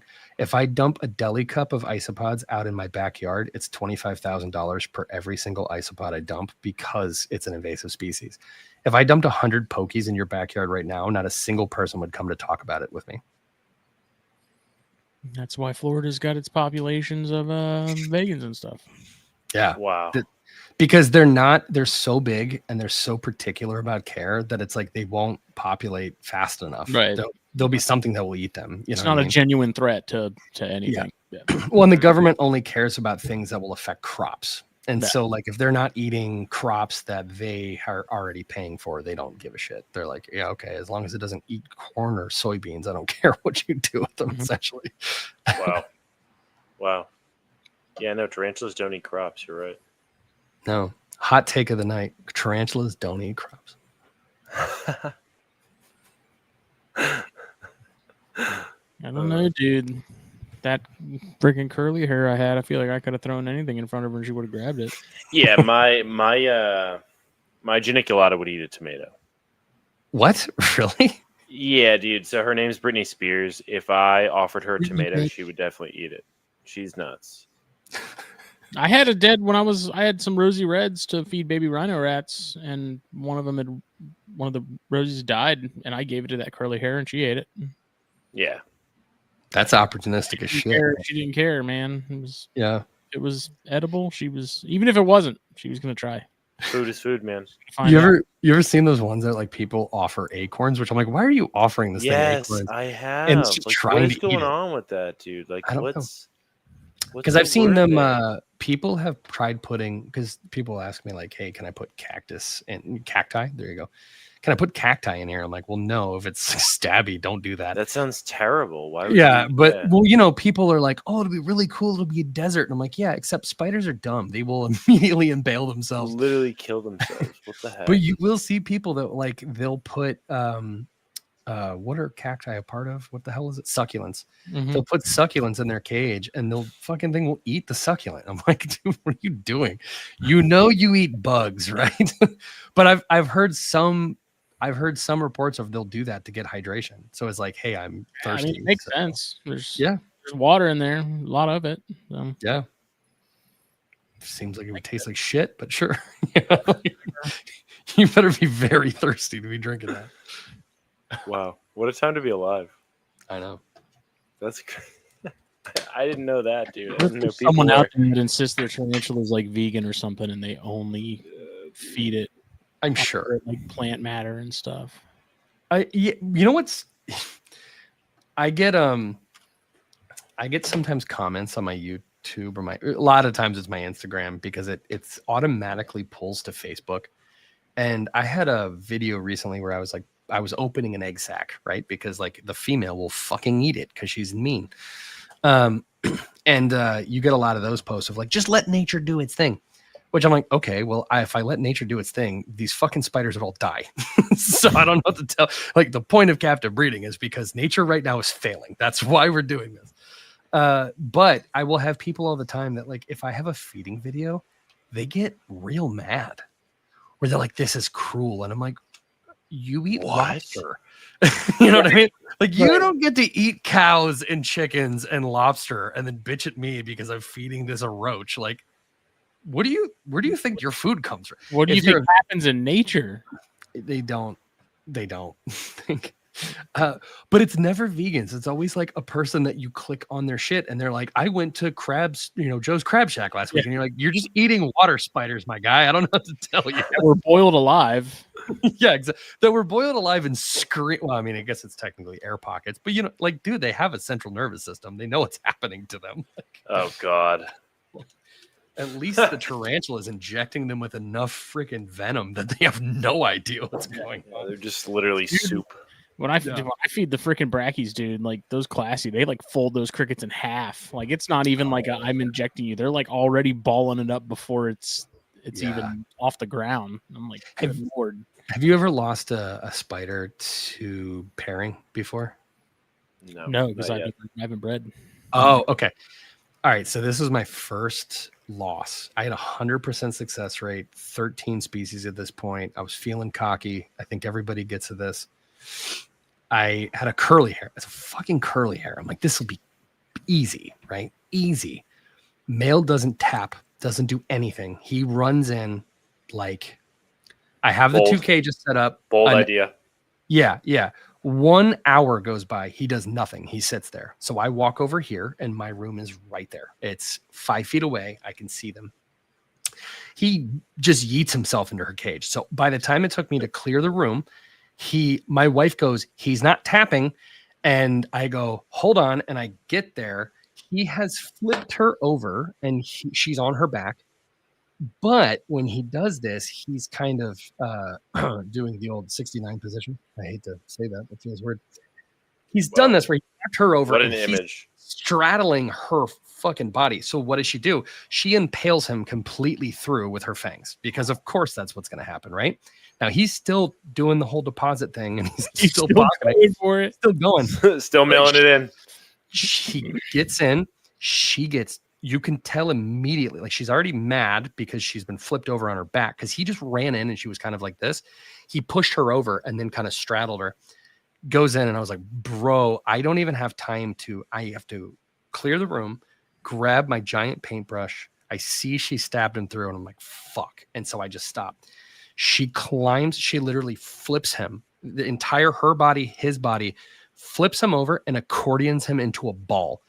Just like in a half a second, fucking folds him into a ball. And then there's this moment where she starts backing into her burrow where me and her, like our eyes meet. And yeah, she's blind, but I'm just like, holy shit. But and she's looking into your soul, dude. She sees you. You remember the movie It, but like the old 90s version where he folds the kid in half and pulls him down the tunnel? Yeah, it was like that. And his legs are kind of like trying to grab the edge as he gets please. And I was devastated. I was like, that was the most fucked up thing I've ever seen. Like first loss, and it was the most brutal thing. But I was like, at that moment, I had so much respect for females. I was like, so you've been able to fold them in half this whole time and you just don't? Like that was a power you had? Like, yeah, I could have crushed him with just might alone. And I've decided not to this whole time. Yeah, anytime I see those pairing videos where the male goes in and he just kind of stops and freezes, I'm always like, what are they thinking about? Because they're sitting there for like a half hour. Like, what's going through their little brains right now? Life choices. Like, yeah, they're like, because I feel like they know there's 50-50 chance that things could either go. They don't get laid. Really bad. Yeah. I mean, what is the worst thing, right? Like, if you're a male, like all you want to do is pass on genetic immortality. So it's like, death is an option. You haven't been eating because you're like, I have to walk further to go find the females. I want to go again. Right. But you will see a moment of hesitation on some of these males where it's like, you're probably putting a lot of your own emotions on it, but there will be that moment where they like stop. Like, dude, the worst ones are like you ever seen an M. balfouri pairing? These fucking dudes are like spelunking down there. They don't give a shit. There's zero survival instinct. They'll jump inside the female's burrow and you'll see half their body. The back legs are holding on and you'll just see like the dirt moving. And then next thing you know, they back out and this female comes roaring out of there. And you're just like, holy shit, dude. It's like trying to be like, all right, I'm going to summon a dragon with someone that's 5'5". You know what I mean? Like, with literally a third grader. Yeah, exactly. Yeah, it's a child pulling a dragon out. And then like you got GBBs, same thing where you're like, can you think of a fucking size disparity between you literally GBB males. need an army of males for GBBs. Yeah, you're it's like gonna 3 lose. to 4 minimum. You're gonna lose them. I had 6 for my first pairing and I lost 3, and then I gave one to Annabelle and she lost 2. I was like, cool. I had 1, or I gave her 2 and she lost both. I was like, well, cool. It's like clockwork, dude. Every time. Is that just a matter of like the window for a female actually being receptive is just it's just more GBBs, narrow? Dude. So this is what I've actually learned from Anna, who has bred more pairings. I think I got an egg sac and it died, and I just said fuck it from that point on, because I was like, I hate this species. When you get haired, like I got haired, you're just done with that species forever. Yeah. She told me that the virility of the male matters. So if it's a really young male, they will take to the pairing really well. If they're older and meeker, they'll die very quickly, because they're like on these giant salt plains, like in where they're from. And so like food resources are really bad. But the GBB female is really good at doing the leg trick, which you'll see sometimes with some of these females, where they'll wrap their back left leg or whatever side leg, they'll wrap it around the male's back leg. But because that female is so big by comparison, that once they're tangled up, that male tries to get away. He can't do shit. He's cooked, yeah. So they're also like so territorial. Like if you have an adult female GBB and you open the door, they'll run to the front. Like she's coming, yeah. Yeah, like they're ready. Like I've got them in these terrestrial setups, and they got these beautiful webs. And then like I'll slide the door open, and they'll sit right at the lip. Like won't leave it. They'll stay there the whole time. But they're like, if you fucking get in here, I'm gonna bite you. And you're like, all right, chill, bro. I'm giving you a roach. But yeah, they're brutal. And then the males, if they survive the pairing, they will cascade hell of urticating hairs down on you if you try to save them, like I've done. All of their ass hair is gone, and then all of it is now on you. It's great. Wow. Yeah. Wow. New worlds, man. Aren't they lovely? Yeah. You should do it, Phil. You'll have a great time. It'll be it'll be like a Dahani pairing, except it won't at all. Except it will suck worse. I will be in my backyard with Dawn dish soap in the hose. Yeah, exactly. Trying to my first one myself. is going to be Simani. Ooh, that would be good. I have a female, and she's nearing ready to go. That would be a good one. They also have a lot of babies. Just as that stuff. That's just a fun species, man. I love the one I have is awesome, and they really are. I've come to find like vegans and Simani, and sort of your more less exciting New World stuff is actually really enjoyable. Yeah, I think I love my ornamentals, but there's just something about the simplicity and lack of drama with my vegans and stuff that I'm like, this is why I want to keep you around. They also get impressive. Like I think the Samani and the vegans get impressively big, and I think that's not really appreciated enough. Like I've never heard anybody be like, yeah, they get huge. It's like, dude, for a spider, they're fucking massive. Yeah, it's really a big spider. Yeah, it's a big spider. Yeah. When in a world of curly hairs, the Samani definitely stands out in a very impressive way, and vegans are underappreciated. Yeah, vegans are underappreciated. This again goes back to a lot of influencer content creator people will have like an opinion, like they're spicier, and then everybody takes like they're spicier to mean like this thing is gonna suck. And it's like, dude, I'll take a Panfo any day. That thing's a dumpster. You drop anything in there, it will eat it. If it doesn't eat it, it's dead or it's pre-molt, and that's the only two things. Yeah. Like it will otherwise eat everything. Like you could give it your dinner, it'll eat that too. It doesn't give a shit. You know what I mean? Like, I like an impressive spider that I don't have to worry about hunger strikes or something. I got a Calcotes that hasn't eaten in 2 years, and I'm like, cool. I'm glad I'm still waiting on you. Like that? Like what is up with that, man? It's the rough-scaled sandbows of the terrain. That's like come on, man. 2 years, like their pre-molts are huge, dude. They're so banana long. land. Yeah, and I get it. Like they've evolved to live in a desert, but like, bro, eat. Like if you, I guess this time isn't the is desert, relative, bro. This is your house, dude. But imagine proportionate lifespan if a female is 35 years, right? If we take all spiders across and we say that the average is 15, let's say 18, just for sake of argument. And they live 35. That's like if you live to be 200 years old. You know what I mean? like that is such a massive amount of time. Yeah, that dude, like if you don't eat for absurd. 2 years, it's like you just basically fasted for 6 hours. Like who cares? Wow.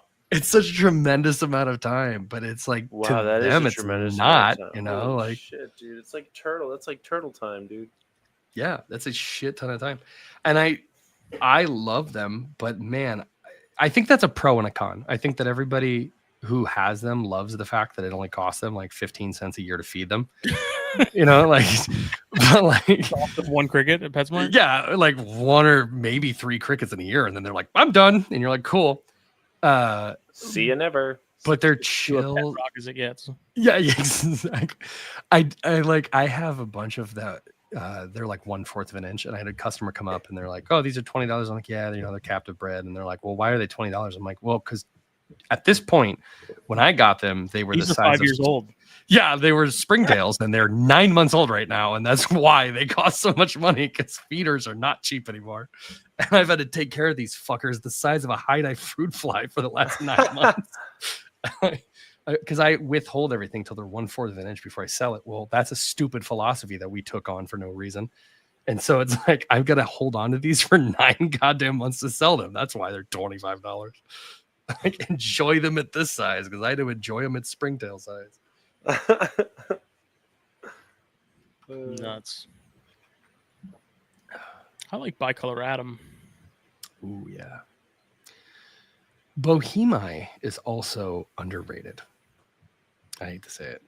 We've been shit talking a lot of brachypelmas, but they are pretty good. just don't do it for me, man. They don't sprinkle my donuts like some of the other things out there. I get it. You know what? I don't think we like. I think people in the States have a tendency to not appreciate the spiders that we have here in Mexico. You're right, dude. And I'm ignorant. I'm that guy. That's me. You know, I like the Asian stuff, the far away jungle, like exotic. Yeah, dude. Because you see it all the time. Right. You're not, you know, like we have a phonopelmas up here, and they're beautiful. But you see them too much, and you're like, you wouldn't buy June bugs, you know what I mean? You wouldn't be like, this is cool, I got June bug. Like, it's just like so common that you're like, this is kind of boring. Well, it's that, and then it's just like the natural history, the ecology of the animal. Like, dude, I want like some shit from like some Asian forest ninja from the deep dark jungle that like is just like an angry dirt hole spider. You know what I mean? Not some dude that comes out every October and wanders around. I don't know, man. All my brackies and stuff, I see them 1,000 times more than I see any of my Cereopagopus. But when you do see the Cereopagopus, you're like, I saw it today. I've seen my Vietnam silver 3 times. Seeing it for 3 seconds. Yeah. I've seen my Vietnam silver. You get to film it. You're like, hell yeah, I saw it once in 3 months. Look, there it is. Look. You see the toe? Dirt. Yeah. The funny thing is that like old world people, right? Like we get bro, you guys want to talk about a fucking dirt hole. Haploclasmia black femurs. I've seen that thing 3 times and I've had it. It's like 1.5 years old. It's the fucking I now see it once a month, and that's like 10 times more often than I saw it the entire time it was raising. It was the worst. But we take like these old world fossorials and we get excited when we see them. And then we have other side of the coin is Smitty, right? Where it's like, I got these brachypelmas and I see them every single day. And nobody's telling not a single person's telling the T. Celadonia person, you know, you're going to fucking see this thing less than either one of us sees our spiders, right? You're going to pay $300 for a trapdoor rock that you're never going to take care of. I have seen mine 4 times. I've had it for 3 years. All of my larger... Whoa, really, dude? Yeah, 4 times. Dude, yeah, all my larger brackies, like they have hides, never use them. No. Yeah, my grandma's told us they don't give a shit about hides. Yeah, I set up my I'm pretty sure it's a Portera, if that's still a valid thing or not, but like set it up in this really nice mossed out enclosure, has a really big hide. Like I think I've seen her in that thing once, and it was for probably about 5 minutes, and then she came back out. I love when they get to use it. They get to that size, right, where they're like, go ahead and try to eat me. I'll eat you first. Yeah. And I love that. I love that about them so much. And I think that's something that, despite getting haired probably once a week, that still becomes the love that I have for New Worlds being sustained. Because a lot of the old heads, they get to like this old world level and then they're like, fuck all New Worlds. Like I think we've all seen that at some point where because they get haired so many. What? You're getting there, Phil. It's okay. I'll always keep Geniculata. I'll always keep Geniculata. Keep that. There's a couple you should definitely always keep. You need at least one Grammastola because I don't care if they're overrated. Like I don't have any Grammastola, dude. You need to get Pulchripes. I'm telling. When you get a Pulchripes, get one. You will be like, Juice was right. How the hell did I not have one of these the whole time? Perfect New World species. Doesn't kick hairs. Chill as hell. Doesn't cost $100 for a sling. It's like $28 spider. It's the cheapest sling. 4 years growth rate. I don't know what you'd have to do to kill these things. Like you basically miss them, keep them in a water dish, give them food. You'll be fine. But just an amazing tarantula you'll see all the time. First, like probably year, it'll kind of go under the ground a little bit. But then after that, you'll see them constantly. Yeah.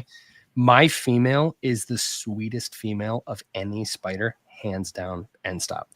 And it cost me for an adult female like $400, which is expensive, but I bred her a couple times, right? Mm-hmm. Fantastic. She's 15 and I still have the spider. She's amazing. They live like 20 some years. They're amazing speed. But at the end of the day, like people will get these New Worlds, but I'm like, dude, I held this thing for the first time. I had never held a big spider. I was nervous because I'm like, dude, she's fucking huge. She's 15 years old. I'm like, there's no way in the hell this spider's gonna be cool with me.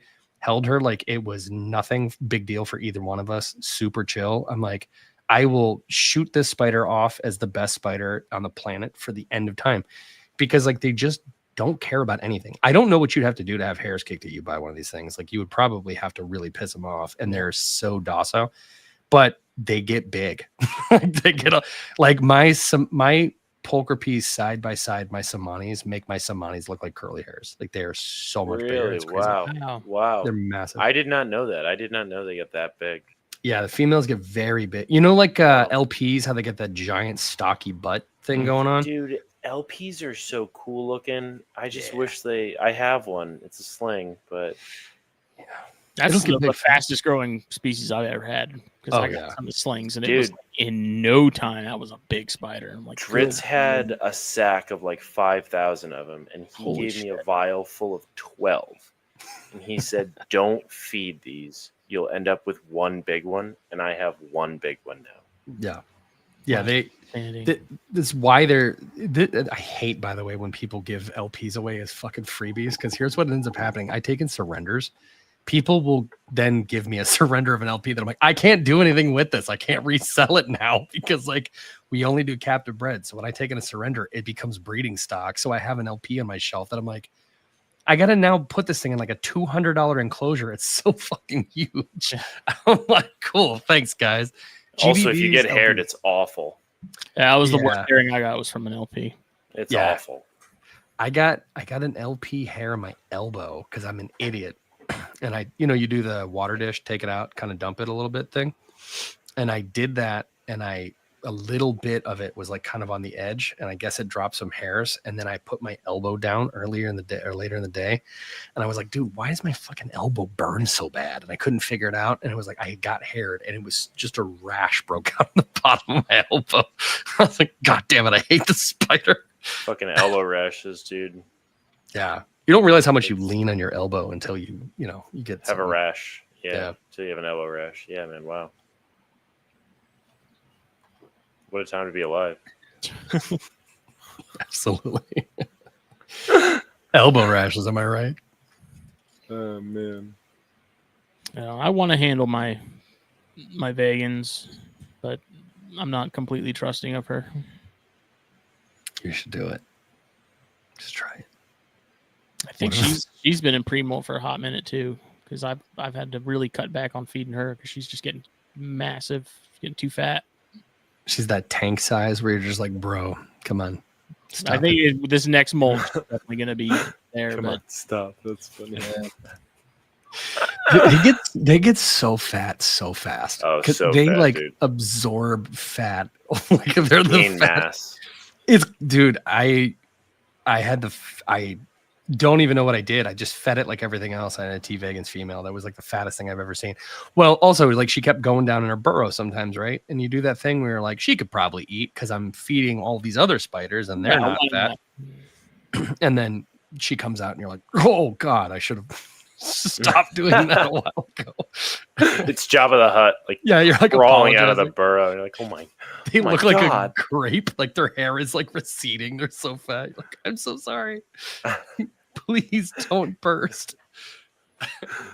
See, but at least you get to see it. Like that's my problem with the albostriatus I have. Like I love them, but I love the albostriatus, dude. But I don't even know if it's alive or not because it is. I haven't seen it. Like usually, you can kind of tell because if they're maintaining the web. Like with that lividus that I got from you, Phil, that I lost. Like I could tell it was probably toast because nothing was maintained. Like the web was just slowly degrading, and and this albostriatus, one of them, I think it's either just been hanging out and pre-molten molt for the last month or whatever, or it's also dead. But I'm just gonna investigate this weekend and see what the status is on it, and that'll be fun. Well, my fingers and toes are crossed for you. Yeah, let me know because I had 10 of those and we had 3 die like very quick, and I was like, uh-oh, what am I doing wrong? And then someone's like, oh no, they're just species is hard, and I'm like, cool, but like, what do I do? Like, how do I make it not help me? Rolling, yeah. The other 2 I have are doing fine. Yeah. I had I think we have 5 left, and I only know they're alive because food goes in, web there, never seen a spider. I'm like, what does it look like at this point? Like, forgot even what. I think I remember what it looks like. It's like black and has like cool stripes or something. But I was just like, I don't even know. Literally every earth tiger, but yeah. Oh yeah, that's true. Version of Samani. Literally. Oh yeah. I wish I saw my hottie more often. That is the one that really makes me sad that I get to see it every so often. My favorite spiders, dude. See, maybe that's why I like my Poecilotheria so much, like my Regalis and the Striata and all that stuff. Like the Subfusca, I don't see a whole lot currently just because they're still small. But like the Poecilotheria, like I walk in and like they're usually hanging out. There. Like, they're there. I don't have to wonder if they're alive or not. Like, yeah. Omathymus though, dude, Omathymus is getting there. Bro, big heart. Like pokies are cool, but I'm telling you, you need to try some Omathymus. So I have a Velocipedes right now. Oh, she is pre-molt right now. She was a gift from the wizard. And next time, that's true. And next time, yeah, that's true. Next time she molts, I'm gonna bring her over, and hopefully, she will be receptive. Omathymus is sick. Ornithoctone is sick too, dude. My Vietnam silver, that might be one of my favorites. That's gorgeous. Dude, Keller thought the pictures I was sending were fucking doctored. Yeah. Keller was like, are those edited? And I was like, no, sir. Yeah. That's a real thingy. They also grow them in the Vietnam Highlands, they grow way faster than I was expecting. Because you get a lot of these like old world fossorials where you're like, what the hell is the ones that I have? They've changed it like 4 times now. The Philippinus that looks like a dick. Ophinicus. Yeah. Yeah. As a Philippinus. Those are cool. The Philippines one. I was like, this thing is just a dick colored spider. Like they look like. It looks like a foreskin. Yeah. It does. Yeah. And then those things grow so goddamn fast. I was just like, and they always are skinny because they're always molting and they're always eating. Just like, holy shit, constantly. You can't keep up with them. And then I got the Vietnam Silvers and Vietnam Highlands, and I put them in. I think I got them at like I2. And then I just opened their enclosure the other day, and I'm like, holy shit, you're like 2 inches. Where did you? I've only had you for 3 months, and you're already like a grown ass man walking out of the box. Like, where's my food, Dad? I'm like, okay, chill, bro. Dad, where's my lunch? Yeah, exactly. Yeah, no, I have a female, and she's probably 2 or 3 months away from being mature, and I've seen her twice this week, and I've seen her 3 times in total. One of which was during a rehousing. Does that count? You kind of forced their hand. No, it doesn't. Yeah, it counts. Okay, maybe, I don't know. I'm gonna count it. You should. I can force my cat to love me if I pick him up and hold him. Yeah. Yeah. Does it count if it makes you bleed? I really like Huahini. I really like Chilobrachys. Dude, okay, I got a buddy you would love. Huahinis are I don't get it. brown. They're just Exactly. brown But here's spider. the thing. But have you seen an adult female? There's like They're brachypelma just that are brown spiders, and then there's those that dude. are brown spiders. The adult females dude. are a brown spider with some zazz. It doesn't make them a better. Are ginormous. Oh, they are huge and brown. They're huge and grumpy and purplish brown. But So you're gonna there's choose nothing going for them. a discalus or a discalus black. You're gonna pick. I love fucking discalus. Wahini over that one. I loved it. I have both. No. Whoa. I didn't say. Oh, okay. You're not. You're didn't taking say that. sides. Not- Okay, you're just No, saying whoa. that they're Por qué underrated. no los dos? Yeah. Por qué no los dos? Dude? Oh, okay. I Okay, love discalus. Whoa, I've got 2 discalus right over here. They both fucking They're hate me. beautiful. Yeah. Oh, they're they're mean as shit. gorgeous, dude. I they're don't so like- mean.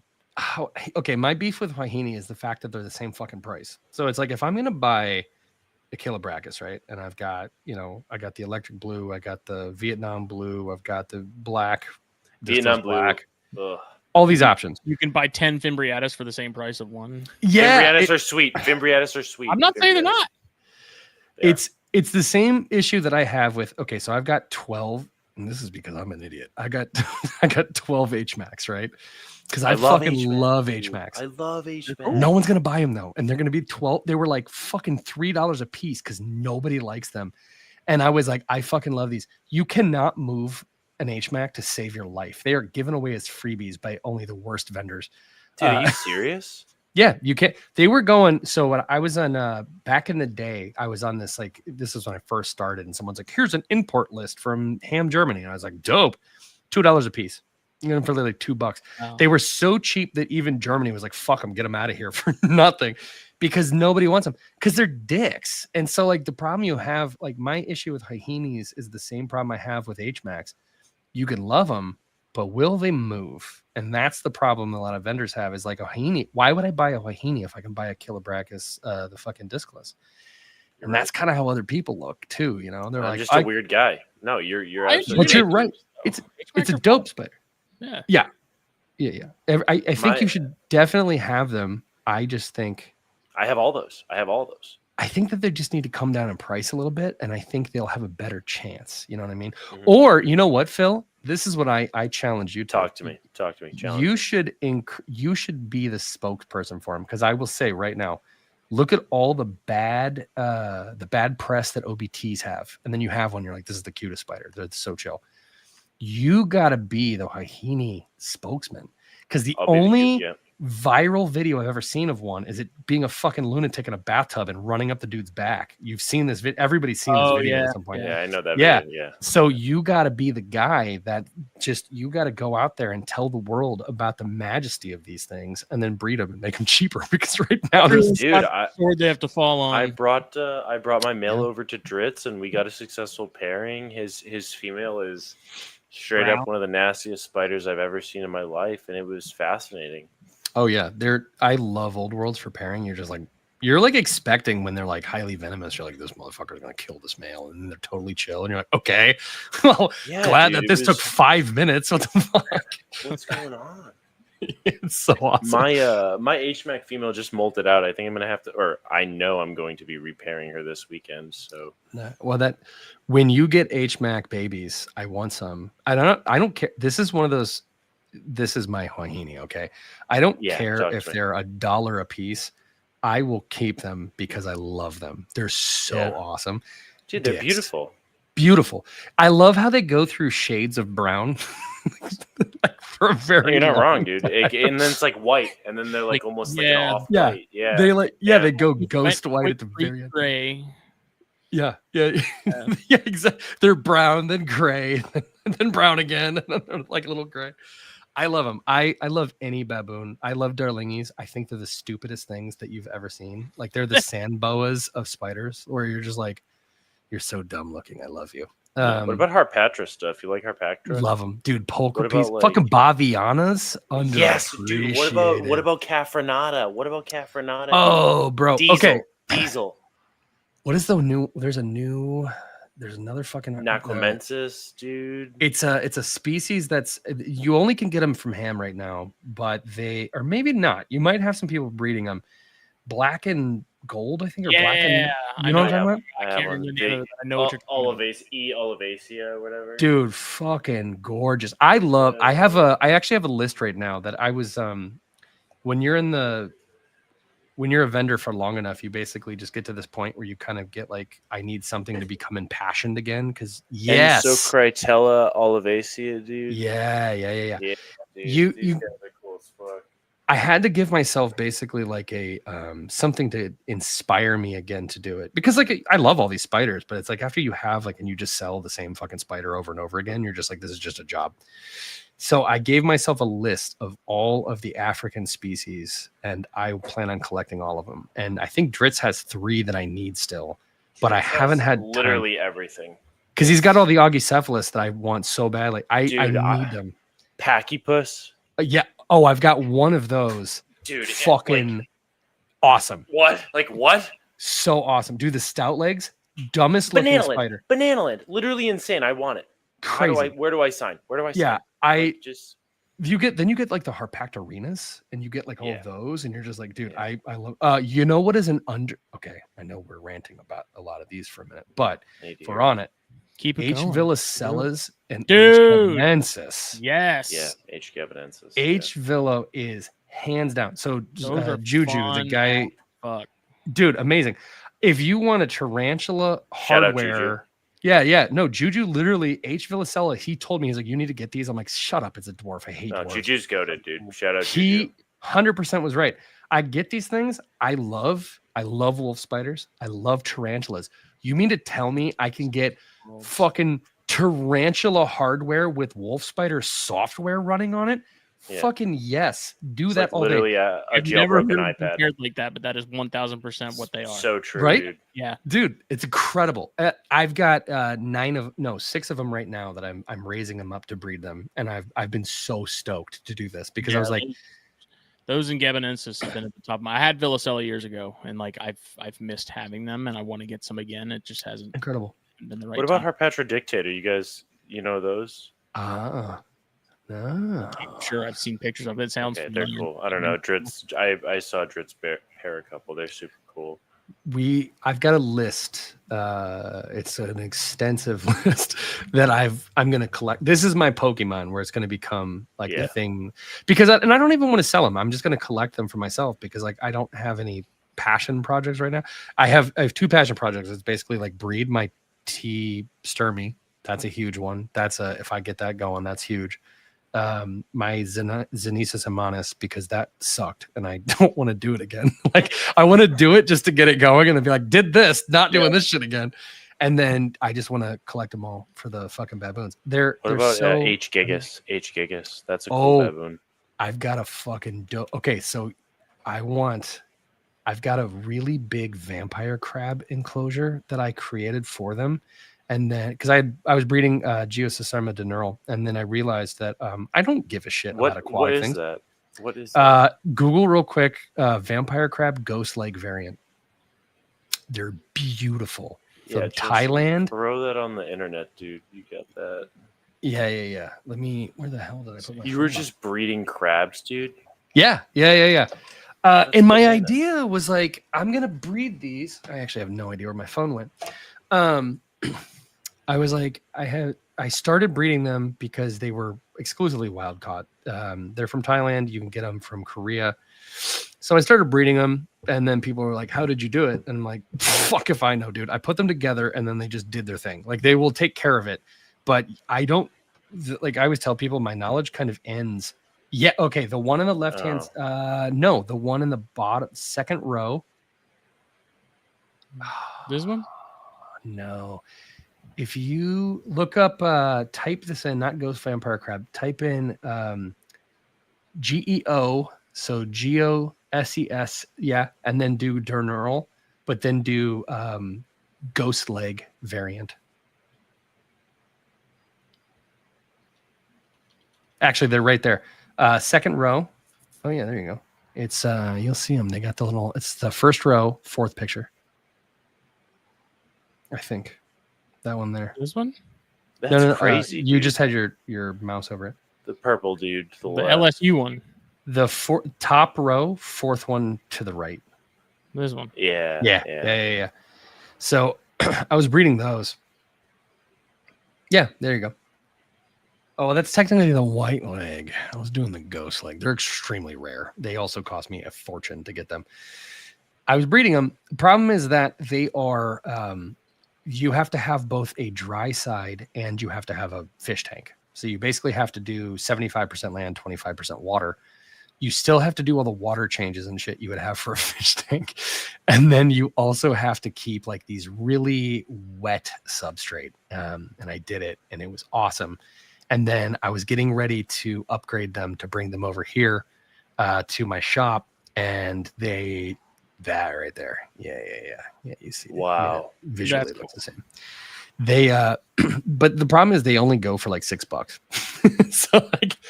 So you can breed them, but they're like, all right, so cool. You get this $6 crab, right? And then you want to, and I think they're up to 25 now because they're just extremely rare. But now you got to ship aquatic style. So you got to ship water in a bag with them. And I was like, I don't want to do fucking any of that. Yeah. That sounds terrible. Yeah, exactly. And like, imagine an expo and you got to go do an expo and you got to bring a fucking water tank with you, like on top of everything else you got to bring. So I want to do an HMAC because they'll do fishing. So like I have a minnow tank basically that is because it was the vampire crab setup. I'm thinking about taking an HMAC and putting it in there, and then it can live in the shoreline, and then it can go hunt for fish. Or I'm sorry, yeah, oh, that'd be super. Oh wow, that'd be super cool, dude. Yeah, and so I kind of want to do that, and so that's my next major project. I've got a sex pair, and the female is a friggin' refrigerator, dude. She's something else, man. Yeah, they don't strike me as real nice. no, they're at all, and they're super fast, and they love digging holes and just like I don't know. Just but now imagine if it has you can fish. Yeah, that would be straight up banana land. Like you would have to you'd have to get that on video. Yeah, because so if you did it right and you had minnows, right, which breed uncontrollably, don't ever get minnows if you don't want 1,000 of them. You technically wouldn't need to buy it food except for diversity. So you could feed it feeders, but it could go hunting for itself. So you could it knows where the food is. It knows where the food is, and it would just do that. And so that would be kind of cool because I think that's what they do in the wild. I think they go fishing on the shorelines because they make their burrows right by the river beds. So that would be kind of cool. The only problem is that fish tanks are a bitch. So you have to have like the heater and all this other shit. Yeah, you'd have to plumb it and everything. Like it'd have to be this whole shebang. Yeah, you'd have to like raise it up, right? So you couldn't have it to where it's like a 3-foot ceiling for it or whatever. But so I think all of the things that make it cool, it would still be such a pain in the ass to do it properly. It'd be like 2 pains in the ass. Yeah, you're not wrong. Yeah, exactly. Another one I just never really got the appeal of. The H gigas? Yeah. That one I get. Like if I'm going to do a giant brown spider Africa wise, it's going to be a Pelanobius. Yeah. Oh, and those are dope as fuck those too. Are so fucking dope, dude. That was a good. You know what, Justin? Those are fun. Those are fun. My experience is limited. I had a small one for a while, and I think it was a trip. The stridulation was really cool. Yeah, that's just such a cool adaptation. That is, I got those really small, and I was like not really sure, like, who the hell is gonna want these, dude? Everybody wants those. It's crazy. It had so much attitude in such a small package, man. They really do. They were really cool, and I didn't know. Like, you ever? Okay, when you get like enough spiders in and out, you just kind of give up a sense of like, you just kind of accept the fact you're going to get a bit at some point. You do everything you can to like, protect yourself. But at the same time, like when you're unrolling, like I built a giant breeder network, right? And someone goes, hey, I got these. And I'm like, I don't know what the hell these are. They're like, you want some? And I was like, okay, I'm going to buy some then. And so you're unrolling them and you're like, I hope this thing doesn't bite me. And then it doesn't, but it's got so much, like right out of the tube, this thing has so much personality that you're like, oh, I get why people want these. But I've never had a big one. And then I watched a guy have one and holding it. And I was like, holy shit. I didn't realize how big they get. Yeah, they got a cool name, but like, like it's a different story when you like actually see them up close. Like, oh, they're way bigger than I was expecting. Got it. I'm thinking it's going to be like an OBT female when you see them for the first time, and you're like, that's kind of that's a fucking cat, dude. Yeah, it's a yeah. It's like a Sturmy, but an old world. Like, and pissed. Okay. And pissed. So mad. All the rage that would be put into herring, they put into biting. Yeah, just straight up threat posing and stridulating at you. Slapping the ground. I feel like that is some people don't realize that some spiders can do that, and then they hear it for the first time, and I'm like, can you fucking imagine you're walking through the woods somewhere and you're like, okay, I gotta take a shit. You gotta sit down, right? And then you fucking have one of those next to you, and it does that. And like, you really start to appreciate our ancestors just in general of like, you survived. Like, holy shit. Yeah, dude. Holy fuck, dude. I'd probably shit right then and there. Yeah, between stridulating spiders and just alligators, just existing, alligators and crocodiles just existing in the world. And it's like, we survived. We're doing pretty good. The fact that 90,000 of us, our brain and our size, that's it. Yeah, that's it. And I mean, dude, the first time I saw a fully grown Nile crocodile, I was just like, how the fuck did you how did you build a village near this? You know what I mean? Like, duh, there's a water source there. Yeah, 1 out of 3 people that go down and get water die, but like the other 2 survive. Like, okay, I'll die. Exactly. They're like, oh yeah, let's, or the fact that people were like, I want to own a T sturm, because remember when tarantulas first got into the hobby, you really only had like the Grammostola rosea and like T sturmies and T blondies. That was basically it. I think you later on got some additional ones, but like it was like whatever we could steal from the wild and pull in. But it was all New Worlds, so like eventually you had like the Mexican red knees and the vegans and all that stuff. But I remember the first couple I ever saw, it was like, do you want a big brown tarantula or a huge brown tarantula? Those are your only 2 options.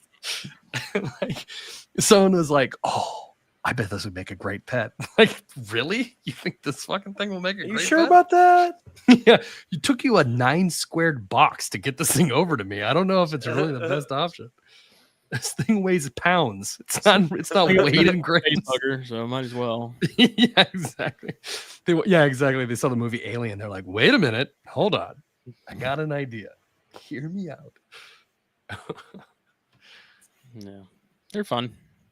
Yeah. I've only recently come to appreciate the really big species when I got that Apophysis. And like it's not even really that big yet.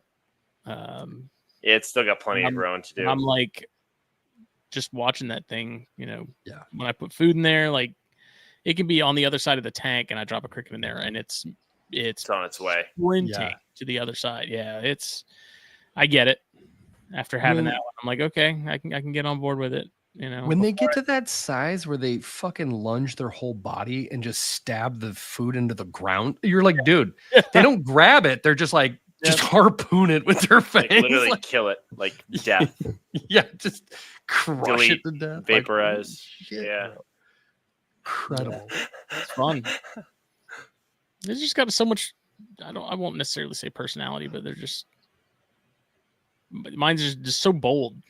Like, mine's out all the time. If I bump the table or something, it'll duck back in. But like, if I'm in the room, it's usually hanging out, and it's usually hanging out in the corner where I drop the crickets, which I find hilarious because it's just waiting. It's just waiting. It figured it out. That's what side the bread is buttered on. And it's true though, because a lot of people they look at big spiders like Sturmies and they don't want it because of the price. And I'm like, bro, but you're getting. It's like buying steak, you know what I mean? Like you're getting the best bang for your buck for pound. You're talking about a bug that like, what's the most it costs? Like 2 adult dubias, maybe 2 adult discoids, like every 2-3 weeks, maybe. But like it's gonna live 20 fucking years. It's the size of a dinner plate. It's awesome. Like not a single person who sees my Sturmy, the first words out of their mouth is, oh, holy shit. You know what I mean? Like every time there's such an awesome, like talking They're point. crazy. There's something prehistoric about them. There, yeah, it's like because nothing else is that big. Like there's no other spider that gets that size. It's like to have one. Like and watching them grow too. Like because I got mine when it was, I don't know, probably 2.5 inches, and like it's been growing really quick. And just watching it get more and more bold, you know, as it goes. Like it didn't really give a shit when it was small, but it like gives even less of a shit now, and it's just it's wild. Pretty soon it's gonna stop giving a shit. Yeah. They don't. I have two. So I have the one that's an adult. She's like 1 molt away from being fully grown, and I have one that I've been raising as like an I2 sling. That was just like I've loved raising that sling, dude. It's so dope because you get to. They're so psychotic when they're babies. You're just like, bro, you need to chill the fuck out. They really are, yeah. They're like the little Xenesis babies, you know what I mean? Where they're just leggy. They remind me of like Great Dane puppies, where you're like, you're so leggy, you're so stupid. You know, like they just run, they're just clod hopping everywhere. And then like they get to become an adult and you just like, they ooze confidence. And like you're obviously putting all of that on them, but it's like they're not afraid of you. Like I open Linda's door, she's not moving. Like I would literally have to poke her, I think, to get her to do anything or drop food in front of her. Like otherwise, she's not going to do shit. She does not care that I'm even there. And I'm like, bro, that is so baller. Like, can you imagine being such a badass in any room that someone's like poking and you're like, go away, peasant. I will eat when it is time. Like, dude, I am 1,000 times bigger than you, and you're not afraid of me. You're doing this because I'm letting you do this. Yeah, exactly. She's like, holy shit, bro, that is badass. And people are like, can they eat birds? I'm like, yeah, they could probably eat anything that drops in front of them. Eat a rat, dude. So strong. Absolutely. That's fucking crazy. And they're the weirdest shape. That was the first thing that drew me to them, is the fact that they don't have the same abdomen shape of any other. It's very strange. Yeah, it's like very round and very unique, and they remind me of myglomorphs with their body style. They just don't have that like armored texture back that a lot of those guys do. And that was the thing that drew me to them the first. I'm like, dude, you can tell these are like the first evolution of Theraphoses, you know, they're like so prehistoric that it's like, oh yeah, we evolved the blueprint here and then we adapted afterwards, and they just stayed. They're like, nope, I'm perfect. I don't need to change. Like, okay, wow. Like I'm gonna use my raw size. Yeah, if it ain't broke, don't fix it. You know what I mean? Like I weigh 0.5 pound as a fucking spider. I will eat anything I damn want to. Yeah. Well, did we have anything else there, Phil?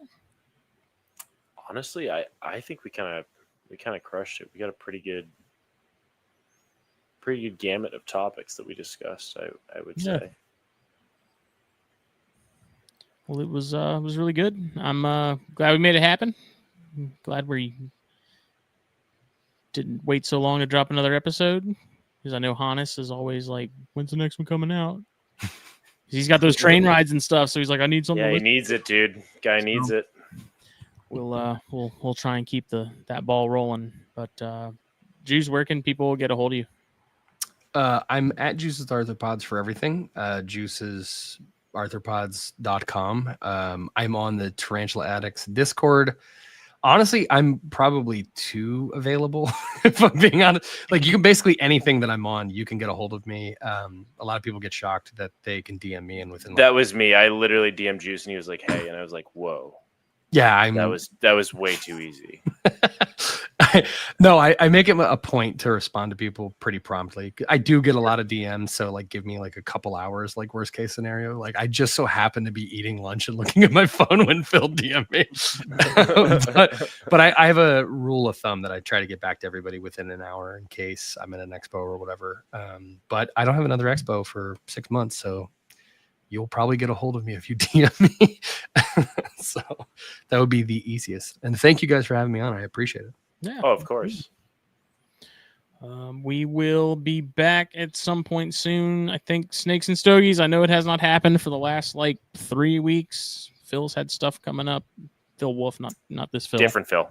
Different Phil. The Wolf. Yep. But this week, I believe he told me, or this coming week, it's happening. We're gonna do something. So be on the lookout for that. And then I'm sure Flippin' Tin is happening probably next week. got to check with Jake. Other than that, this episode was brought to you by Fulvius Apparel, fulviusapparel.com. Shirts, hoodies, mugs, hats, all that good stuff. Get it. Sales, Christmas season, all that, holiday season, whatever, Black Friday, all that good stuff is coming up, so be on the lookout. Don't know exactly what I'm going to do yet as far as Black Friday goes, but definitely have something. So be on the lookout for that. Use the code THN at checkout. Get 15% off your order. That is the exclusive promo code for THN listeners and viewers like you. We will see everybody later.